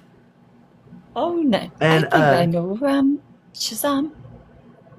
Do you? That's awesome. Do Shazam? No, she's muted. Yeah, here we respect the one mic at a time rule for multiple reasons. Oh, One, we're all Yeah, it's lovely. neurodivergent and we squirrel off real easy, but mostly also because the TikTok sound quality is the real reason. Yeah. She says she doesn't know you, but that's cool. But what did you want to share with us or questions that you wanted to ask? Oh, no, Sis was coming into the live and I said, can I go and meet your friends? Yes, absolutely. You're our friends now too. Any friend is Jesus is a friend of mine, and the reason I wasn't accepting you before is because I didn't know who you were. Thank you for the hard-on sister. I love when my sisters give me hard-ons. That's my little dirty joke that I always share. We're a friendly bunch of squirrels. That is true. But all right, so Jesus, did you want to say anything while you're up here, real fast, before I continue on with the information? Because I've got more. We've got the healing stuff. Thank you for the hard on, brother. I love my brothers give me hard ons. Did you guys experience any of that growing up? I was being slow on responding. Sorry, I did.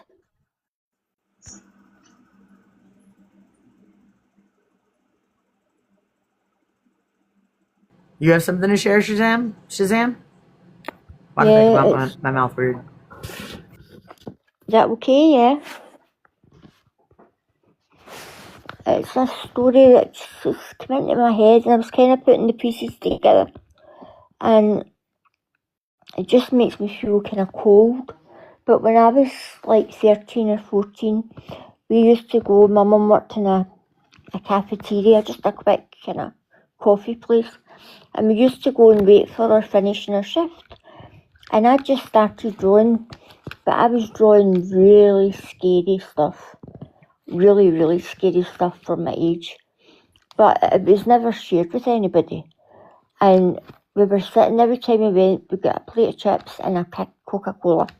And we were sitting, and this man started banging on the window, and he was shouting, devil child, and he was slabbering all over the window, and they locked the door and they phoned the police, and the police came and took him away. Nobody knew why, and it wasn't until that night I was listening to my mum and dad. They didn't know I could hear them, and they were talking about me, and they were saying it was me he was trying to get to. He was actually trying to get in the door to get to me, and I don't know who he was. I thought he was just a drunk man. And I remember my dad saying, it's the bloody drawings.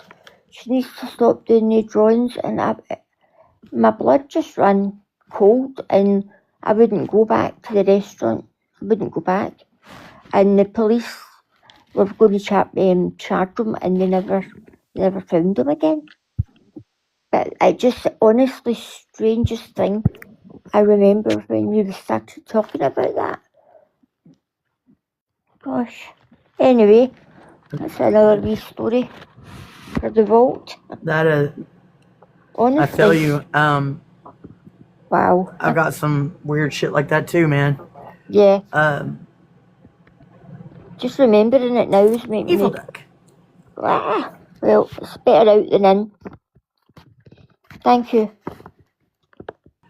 You're welcome, and I'm glad that he didn't get you because I wouldn't have got to meet you. And I love you, and I think you're awesome. All right, we ready to get back to it? Y'all want to hear the stuff to heal it? Oops, where the fuck? I've got the auto rotate on, and it's driven me absolutely nuts. Because I could not make it stop. All right, so here's what actually helps, and in this order. Validation first, before any tool, before any technique. What you experienced was real. The gaps are real. The body level knowing is real. You don't need the complete story to begin. The absence of a narrative doesn't mean the absence of an experience. Most conventional approaches will ask you to tell them what happened. You may not be able to do that. That's not a failure. That's what this type of experience does to memory. The next one is titration. This means approaching the material in very small amounts rather than all at once. When memory is fragmented and how you smelling, Dinah? How you doing? I'm glad you're here. Hey, Mel, I was just talking about you. I feel so horrible about forgetting about you. I've had so much going on. And Brenda, thank you for the heart on, sister. I've had so much going on. I completely spaced it, and I thought about it as soon as I was live today. And I'm so sorry, but we're gonna get you. You heard me? Good. Good old telepathy. Anyway, titration.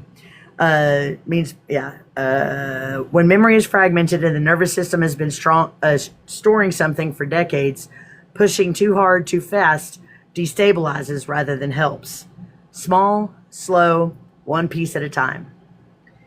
The next thing is somatic experiencing, developed by Peter Levine. Works directly with body sensation rather than requiring you to narrate what happened. The body holds the record of what the mind couldn't store coherently. This approach works with what the body already knows without demanding a story first. The next one is TRE. This one's fun. Tension and trauma releasing exercises. The body has a natural shaking mechanism that discharges stored stress and trauma. TRE activates it deliberately. No narrative required. No story needed. The body does the work.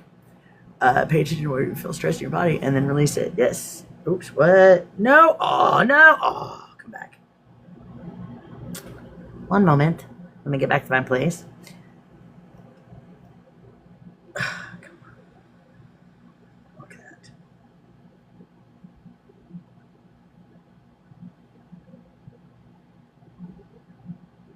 All right. Yeah. The story doesn't have to be complete before any of this begins. You don't have to know exactly what happened to start reducing what is left behind. I love the progressive muscle relaxation too. Then this one to talk about my gate experience.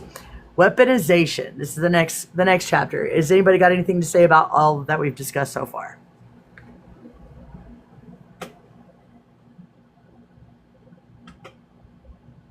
All right. When trauma response becomes a weapon. Earlier tonight, we covered the 5 trauma responses. Fight, flight, freeze, flop, and fawn. Those are the actual trauma responses. What this section is about is the phrase itself being picked up and used as a tool to shut people down. Hey! Oh, I thought that was in. Someone sets a boundary. That's your trauma response. Someone expresses anger at being harmed. That's your trauma response. Someone refuses to accept treatment that hurt them. That's your trauma response. Someone questions a leader, a dynamic, a teaching. That's your trauma response. What's happening in those cases isn't someone helpfully naming a pattern. What's happening is a redirect. The subject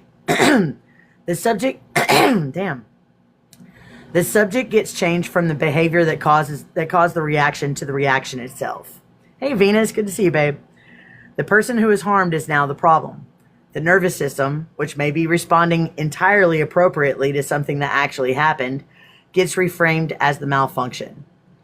This is especially common in spiritual communities because the language sounds compassionate. It uses all the right words, and it's one of the fastest ways to silence someone who is naming something real. When a genuine trauma response... Oh, wait, here's how to tell the difference. When a genuine trauma response is being named with care, the focus stays on the person healing. Thank you for the heart-on, sister. I love my sisters. Give me heart-ons. The observation exists to help them understand their own patterns. It's offered with humility, with relationship, with no stake in shutting down what they're saying. When the phrase is being used as a weapon, the focus is on stopping the communication. It appears in response to criticism, accountability requests, or boundary setting. It's offered by the person being questioned rather than a neutral party. And it ends the conversation by making the speaker's nervous system the issue rather than the thing they were actually talking about. Your nervous system's reaction to harm isn't automatically a malfunction. Sometimes the most regulated, clearest, most healed response a person can have is anger, refusal, leaving, or naming what happened in volume. Know the difference. And then the next section, anybody got anything to say about that part?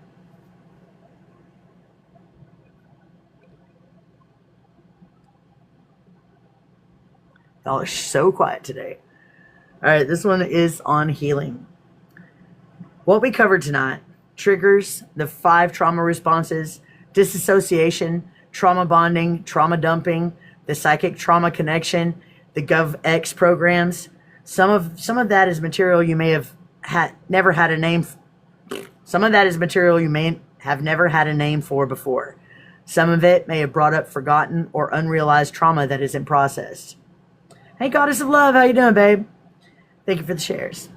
Healing can't begin while the wound is still open. If you're in an ongoing situation, still in the relationship, still in the environment, still in the act of harm, the work right now isn't deep trauma processing. The work right now is building your nervous system back to strong and steady while creating distance from the source. That isn't a lesser thing, it's the right thing. Thank you, guys. Appreciate the gifts. What's offered here is relief, not resolution. Not a fix. Real resolution of trauma takes time. Takes the right support and takes a nervous system that has enough safety to tolerate looking at the material. None of that happens in a 2-hour live. Speak to truth. I like your name. But what does happen here changes what's possible after tonight. For stacked and layered trauma, working in order. Most people with significant trauma histories do not have one wound. They have several, often from different stages of life, often compounding each other. The order you approach, oh, that's your friend? Oh, right on. That's awesome. Heck yeah, well, welcome into the Meadow family then. The order you approach them in matters. Trying to process a deep early wound before your nervous system has any stability is like trying to do surgery on a patient who is still in shock. The system is not ready. The order is nervous system stabilization first. Enough regulation that you can stay present when the material activates without immediately flooding or shutting down. Then the chronic and developmental layers, because those built the baseline your nervous system operates from. There's no... Does anybody want to drop and let Venus up? I guess she has something she wants to say. Thank you for the heart on Speak the Truth. I love it when my family gives me heart ons, and your family now. All right, cool. Well, 2 people did. Damn, 3. All right, guys. It's not a drop. Frenzy. Y'all get your butts back up here. I need a full Dropping panel. like flies. I mean, just one person needed to drop. Just one. Before I continue on to the rest of this. Hi, Venus. How you doing, babe? Hey, doing good. I didn't want anybody to have to drop for me. I'm sorry. No. It's totally cool. I actually have everybody fill the panel up if they can, if they want to, because it helps with the algorithm and it helps get our messages out here. Um, I got you and Evil Duck. Oh, let me get Evil Duck because I don't think Evil Duck's ever been up here, and I want to hear from Evil Duck. Evil Duck But is a Venus, very did good you friend of have? mine. Oh, I know Evil Duck too. Oh, you do? Okay. Yeah. I was trying to get him up here, but I don't know what the fuck happened. Get him. You're a.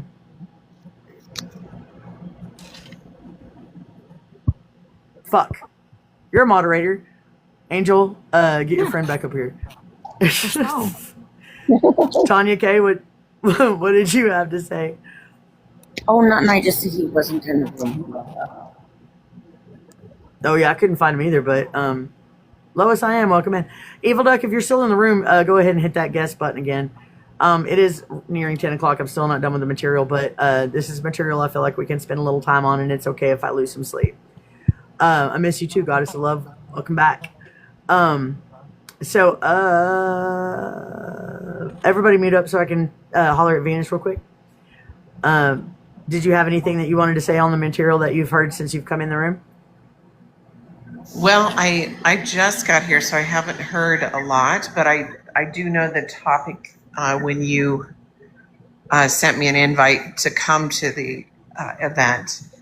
And I was really interested because, I've suffered a lot of health issues from things being a psychic and doing this as a full-time job. I'm a channeler. And so, I don't know, it seemed like something that I need. My guides are trying to get me to take a look at.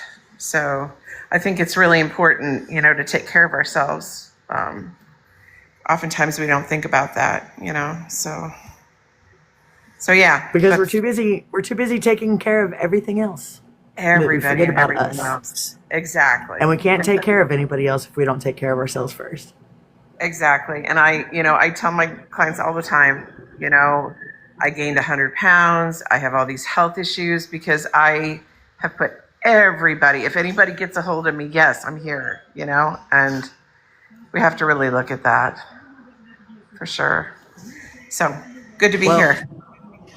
I'm going to tell you something. Even though you missed the context, I do want to tell you this. I do post my live completely and totally unedited onto my YouTube channel under the same name, Peace in the Meadow. And it is totally free to subscribe. I do only go live once a week now because of scheduling problems because of my job.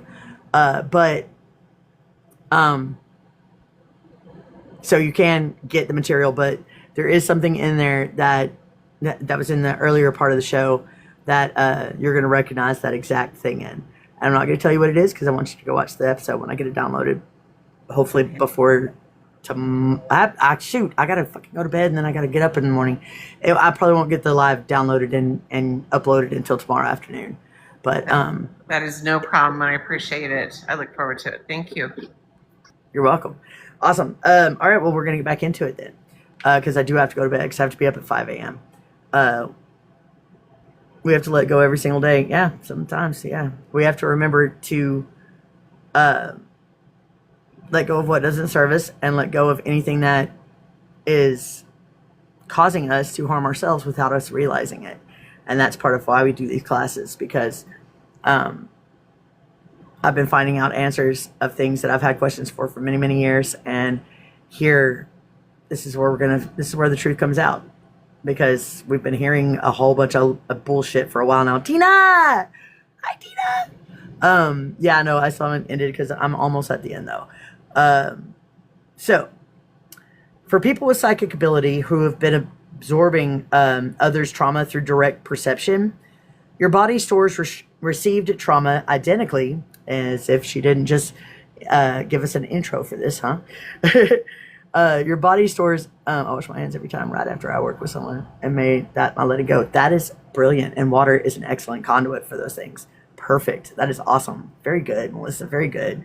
In fact, oh shoot, you got a gold star. Okay. All right. Where was I? Your body stores received trauma identically to trauma you personally experienced. The nervous system does not categorize where it came from. When you do somatic or body-based work, you do not need to sort out which material is yours and which you received. You don't need to focus on the content at all. That's awesome. When you do, where was I? The body knows what to do when given permission to move. Focusing on specific material while doing TRE or shaking can keep you in the wound rather than moving through it.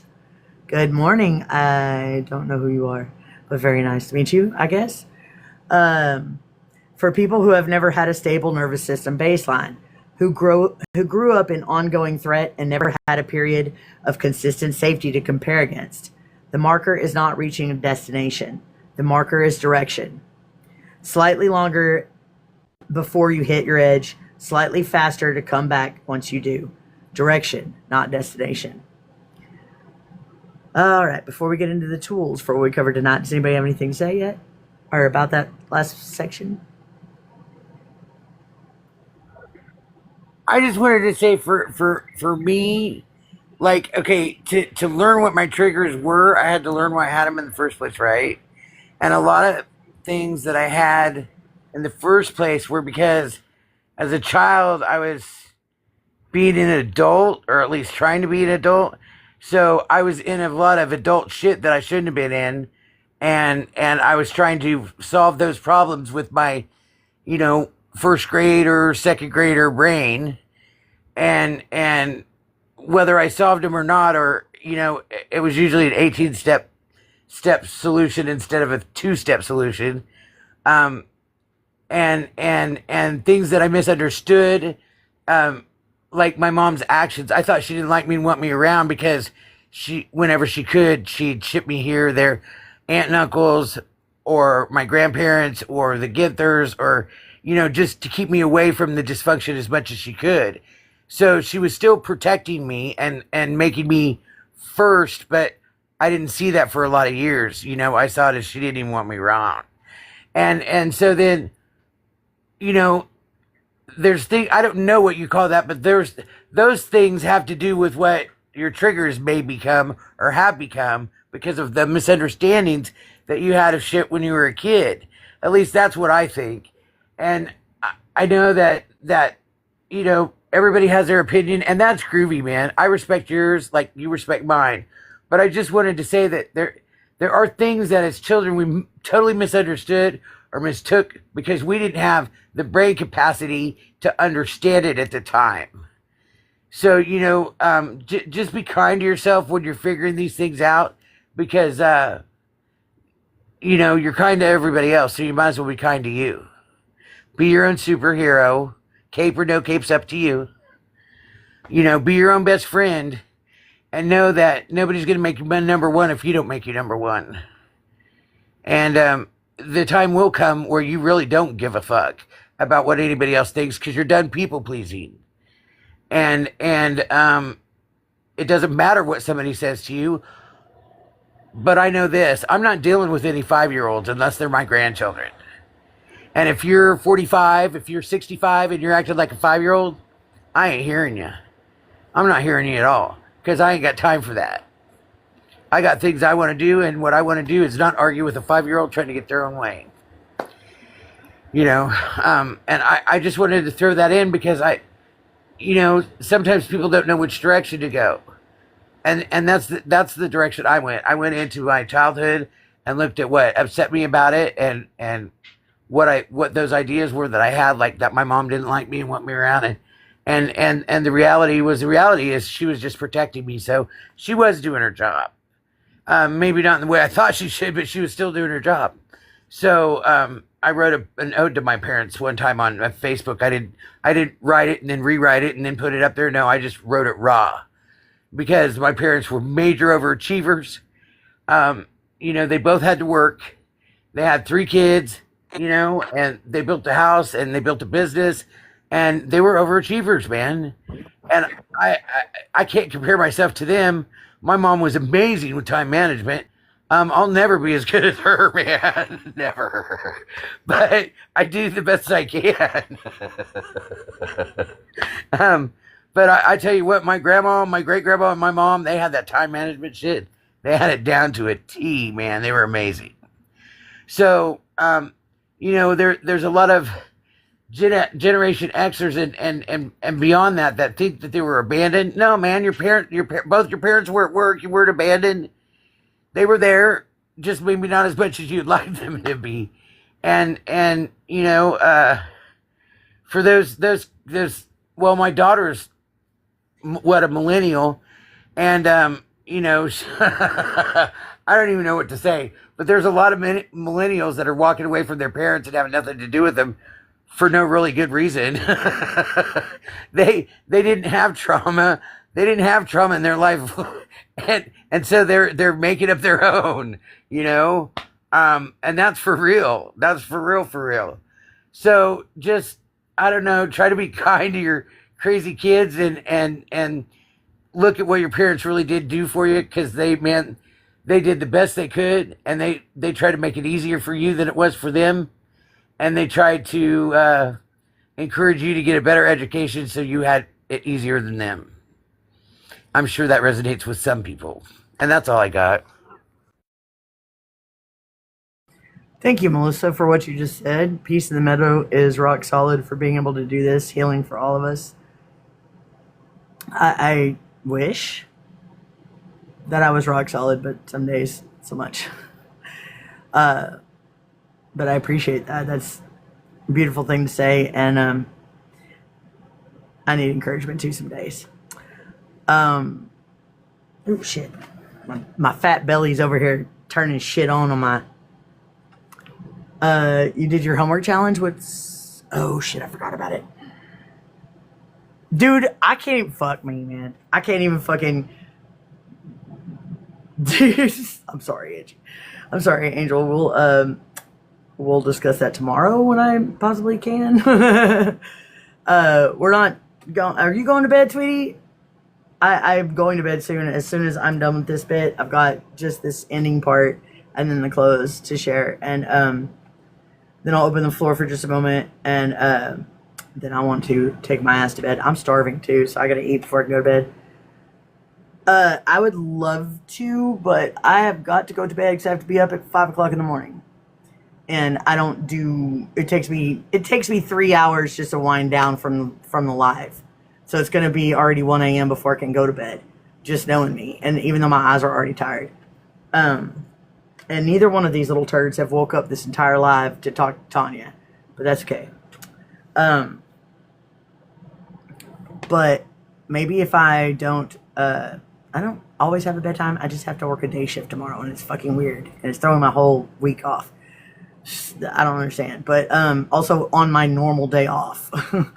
And I'm grateful for your guys' time and energy as well. I'm grateful for you guys coming here and learning this stuff with me and doing this healing work with me. Oh, at the end of the live, for the whole group? Yes. Yeah, that'd be great. Yes, that'd be awesome. All right, let me get through this real quick then. Thank you for the gifts, my friends. All right, tools for what we covered tonight. For triggers, the goal is not to eliminate triggers. The goal is to build a moment of space between the trigger and the response, even a small one. That space is where choice lives. For the long exhale, extend the exhale longer than the inhale. This is nervous system mechanics, not breathing advice. A larger exhale directly activates the parasympathetic. Oh, hi. The parasympathetic branch, the calming side of the autonomic system. Where are my nurses? Even mid-activation, it pulls the brake. Go ahead. I just want to say good evening. I'm loving the fact that you're doing a segment on regulating the nervous system, right? How to regulate a dysregulated nervous system. It's a lot of good information. Especially since most of us never had a good regulation system. And so we don't even know we can't even imagine it. We don't know what it's like. So we have to. We have to start from the very base. Right. And it can show you its dysregulation in a few different ways. So pay close attention to your body and your emotions. And they give you some important clues, right? Sometimes, yes. The involuntary control center of your body. What? Oh, she was Yeah, describing. the autonomic nervous system. Oh, The thank nervous you. That's how you system's pretty pronounce it. Thank complex. you. Yeah, it's a complex All right. situation. So, But I don't want to interrupt anymore, so go oh, ahead. you're all good. It's just I've really got to go to bed, and I'm already past my close time, so I've got to get to the rest of this, and then she's got a poem to share. I totally forgot about the fucking challenge at Angel. Fuck. I totally fucking forgot. I'm almost embarrassed. I really like to connect. I have a sweet dog that was left with me. Aww. Every once in a while, I have to tell myself I'm not there anymore. That's right. That I have to tell myself that quite often too. All right, so grounding. 5 things you can see, 4 things you can physically touch, 3 you can hear. The goal is presence, getting back into this body and this moment, out of the nervous system's time collapse between past and present. Another one is naming aloud. I just got triggered. My body is responding to something. Naming activates the language centers of the prefrontal cortex, the front part of the brain associated with rational thought. Trauma activation partially takes the prefrontal cortex offline. Naming out loud begins bringing it back. Then body contact. Hand on the sternum, hand on the face, one on each forearm. Deliberate self-touch signals to the nervous system that you are present and can be with yourself. Metaphysical Ma, hi. For the 5 responses, fight, flight, freeze, flop, and fawn. Recognition first. The moment you can notice you are in a response state rather than being entirely inside it. You have a small amount of space to work with. The space is what you build on. The tools above apply here too. Long exhale, naming, celestial, grounding, body contact. For disassociation, grounding first. Do not push into any material while the system is still dissociated. The order is ground, stabilize, then approach. Do not rush. Yes, recognize, allow. Rain, I like that. I like it. Recognize, allow, investigate, nurture. That's beautiful. I love that one. I love a good acronym. All right, for trauma bonding. Trauma bonding does not break through willpower or information alone. The bond formed. Don't DM her. She never fucking answers her goddamn phone, much less her DMs. Just kidding. Okay. The bond formed at the nervous system level, and this is where it has to be worked. Nervous system regulation, physical separation where possible, building new sources of co-regulation outside the relationship, other people, consistent, safe environments, the body's own capacity over time. You're not broken for not being able to just leave or just stop. You're dealing with a nervous system attachment, not a simple decision. For fawn response and attachment wounds. Attachment healing is not contingent on finding a safe relationship first. What matters is building the internal signal. What safety in your own body actually feels like, so that when it is present, you can recognize it. And when it is absent, you have something to compare against. The recognition, I just did it again, lick my fingers to turn a page when I have to scroll up. The recognition is where the work starts. For the trauma of having psychic ability, the isolation wound. Community is medicine for isolation wounds, not a metaphor. A documented mechanism. The wound formed in the absence of people who could reflect you accurately. It starts to close when those people exist. You're finding this room, this live, and this space. That is a solid part of the work. And for GovX program survivors, somatic approaches are often more accessible for this material than talk-based approaches because the body stored it when the mind was not able to. TRE and body-based work can begin reaching this layer. The story doesn't have to be complete before the work can begin. Human connection is powerful. You are correct. And close. That is part 2. Triggers and how they work. The 5 trauma responses: fight, flight, freeze, flop, and fawn. Disassociation is survival and where that line sits for people with psychic ability. trauma bonding and why it is a nervous system process and not a character failure, trauma dumping and what it does to everyone when the container does not match the content, the connection between early trauma and the opening of psychic ability, the wound of being psychic in a world that could not hold it, and what this community is doing about it. The documented history of GovEx programs targeting psychic children, how the phrase trauma response gets turned into a tool to silence people, then healing what reaches each one of those. If any of tonight gave a name to something you've been carrying without one, that is enough to start. Shadow work is next. That episode goes somewhere different. Actually, I changed the title of it since then when I started working on the script. It is now called Self-Examination. And, yeah. Because I was like, shadow work's not enough. There's more. There's more to this. And I didn't want to draw that out into like 5 or 6 different episodes when it was enough to be one. So, next week is Self-Examination. That's going to include the shadow work and going within, because how fucking many of us even knew what the fuck that meant when we came into this community? But we're going to explain it. And a few other things. So I hope you guys will join me next week at the same time, at the same place, right here in this channel, Peace in the Meadow, 8 p.m. Central Time. You can Google whichever your time zone is and compare it to Central Time in America. If you aren't sure, go to Texas. Texas is the best way. And how do tones affect us? Actually, there's a lot of that in next episode, and there was some of it in this one. And I love each and every one of you. You guys are amazing. You're all great people. And Mel, I promise you, as soon as I have the ability to help you, I will. Right now, I don't. Right now, I've got a hurt. That's a lot of them, actually, but one that's really, really big that affects the biggest part of my life. The part that made me feel real again. The part that got me to where I am now. The part that got me here helping y'all. If it hadn't been for... Sorry. Go ahead. Pete.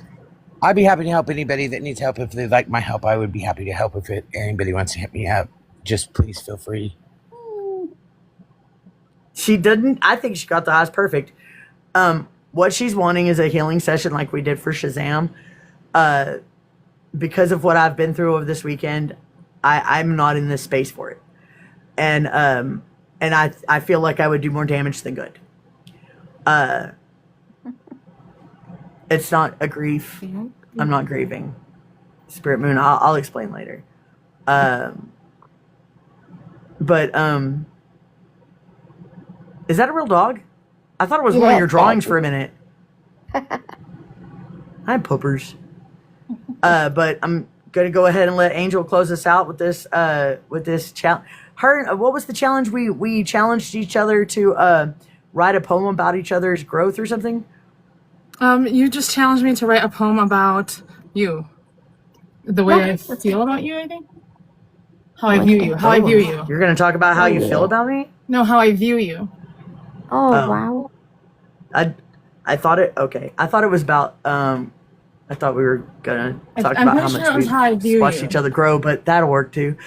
I guess. I wrote about how I view you. Okay, because because the way you said it made me sound so arrogant and like full of myself. But I need some praise, bitch. I wrote it about how I view you. So there's that. You want to come on camera and I'll put you up on the big screen? Okay. Give me just 1 second to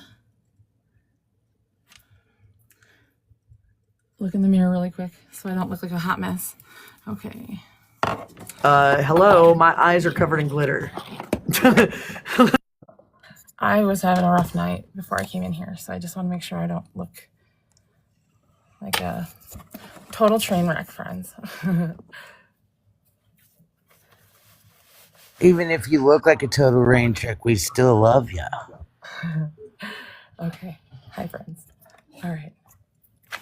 This one is... You look where you were talking about hot mess from. Continue. Okay. This is just titled Meadow. All right. When I first met you, you were just a voice. No camera, no face to read. Just something honest cutting through the noise. And it stopped me. Not gently. The kind of stillness that takes hold before you understand why. Before you can decide if you even want it to. I knew it immediately when I heard you reciting your poetry. There was something there, already in motion, something that didn't feel like chance, didn't feel accidental, something that had already decided we would cross paths before either of us arrived. We didn't just meet, we recognized. There's a thread, tight, unseen, impossible to trace back, that pulled us into the same space at that exact moment it was meant to happen. And I felt it before I could interfere with it, before I could name it or pretend it wasn't there. Your poetry didn't reach, it didn't soften, it didn't ask to be understood. It stood, exposed, unfiltered, carrying pieces of you most people spend a lifetime trying to bury beneath something safer, something easier to survive as. And you set them down anyways, not carefully, not apologetically, just there. And that kind of honesty doesn't pass through quietly. It elbows its way in, it settles into the edges of a room, it lingers where it isn't invited and leaves something behind whether people want it or not. I found myself leaning in and listening differently, not out of curiosity, out of recognition, because something in me shifted in response to you, not loudly, not dramatically, but in a way that doesn't reverse itself once it's happened. You intimidated me, not because you were overwhelming, but because you weren't hiding. Because you stood in yourself without adjusting for anyone else's comfort. And that's rare. Most people reshape themselves to be easier to hold, to be more acceptable, more palatable, less likely to be misunderstood. You do not. You remain. And that does something. It strips people down to what's actually there. It forces them to feel what they've been avoiding, to face what they've learned to step around. You don't just speak, you expose. And I think that's what stayed with me. Not a moment, not a feeling that could be explained away or softened into something smaller. You. The way you exist without turning away from yourself. The way you continue to offer something real in spaces that you don't know how to hold without flinching. Hold it. The way you continue to offer something real in spaces that don't know how to hold it without flinching. The way you leave something behind in people without ever asking for anything in return. I don't see you the way people usually see each other. I see you as love, not fragile, not performative, not something that disappears the moment it's met with resistance, but not hardened either. There's a softness in you, real, intentional, the kind most people lose when the world gives them a reason to. And you didn't lose it. You kept it. And not because it was easy, but because it's who you are. And that kind of softness, the kind that stays even after it's been tested, that's not weakness. That's something most people don't know how to hold without trying to change it. And maybe that's why I knew so quickly, not because I figured it out, but because something in me had already seen it before, somewhere beyond memory, somewhere that doesn't need proof to recognize what's real. Because some things don't arrive as strangers. They arrive as something already known, something already understood, something that doesn't need time to make itself clear. And whatever it was that crossed that distance, that found its way through noise, through timing, through whatever had to shift for that moment to exist, it didn't come here to be forgotten. It came to be felt, to be recognized, to leave something behind that doesn't fully let go. And some things, once seen, don't ever release you. They don't ask to stay, they just do. Poem. Wow, dude. Wow. Oh, that I'm was beautiful. absolutely speechless. That's the most beautiful worded poem that is printed. Sorry. Yeah, that's beautiful. Don't apologize, man. That was beautiful. Y'all are making me cry. Yeah, I gotta get up super early too. And I am tearing up, and now I'm getting even more fucking glitter in my eyes. I really gotta get this makeup off yesterday. Let's see what my The dumbass dress did as though. well. I wrote page 1, and then I skipped 2 pages And then I wrote page I two. do that all the time. They do must that have been all the stuck fucking together when I time. turned the page. I do that literally all the time. Like, and it's so annoying after. I do too. I end don't up normally taping the discover pages it. together or gluing the pages together, so I don't Yeah. have. I don't discover it until I finish the notebook, though. That's always when I realize that, oh, there's 2 empty pages right in the middle of it. What the fuck? My other poetry book has 2. It has it too. It has 2 pages actually taped together in this book, right here. There's 2 pages taped together. I feel that. All right, my friends. If you Angel, that guys was like my amazing. poetry, on my page, I just posted a poem Sorry. yesterday called Handle Me Accordingly. I'm really nervous and I really rushed through it, but it is my favorite poem that I've written recently. And it's one of my favorites of yours too. Until you read that, now I'm a little bit biased. If you would like, I'll That take was pictures amazing, of it and send and it to you. yes, please. All right. I would very much like that. And I would love, actually, you know what I would love? Not just a copy of it, but I would also love a video of you doing it, because that's fucking You awesome. have it now. You And I have would it. Can totally you make just that my snip it out of story. your live? I don't want to do it that way. Fine. I don't know. I guess you could. If though. I I will. I'll try to record Want you- myself reading it. All What's right, guys. precocious mean? Try putting them to music, Angel. Oh, House of what's it? Dion? Not. I don't know how to say that. Said that he House of produces Deontay. music. He's one That's of my what's up, Deontay's one of my friends. dude. I'm a musician or a singer-songwriter, and I've got a fuckload of songs that have no music now. I need that too. I But can I'm do it broke, on so. Suno. I put a lot of my stuff on Suno. But anyway, guys, does anybody have anything else to say? Because I've got to go to the bathroom too. So, and I'm starving, and I'm so tired. I've got a wee. Yeah, I wish that was it. I love you guys. Y'all come see me next Tuesday at 8 p.m. Central Time. We're going to be discussing all of the things that have to do with self-examination, and it's going to be a riveting live, way better than the trauma ones were, and a lot more informative. And it's going to be the kind of information I wish I had 2 years ago when I first got here. So I have it now. That's all that matters. All right, guys. I love y'all. Good night. Good night, everybody. Almost fucked up my laptop again. Wish sleep. I do that. Love y'all. Good night, guys. Night.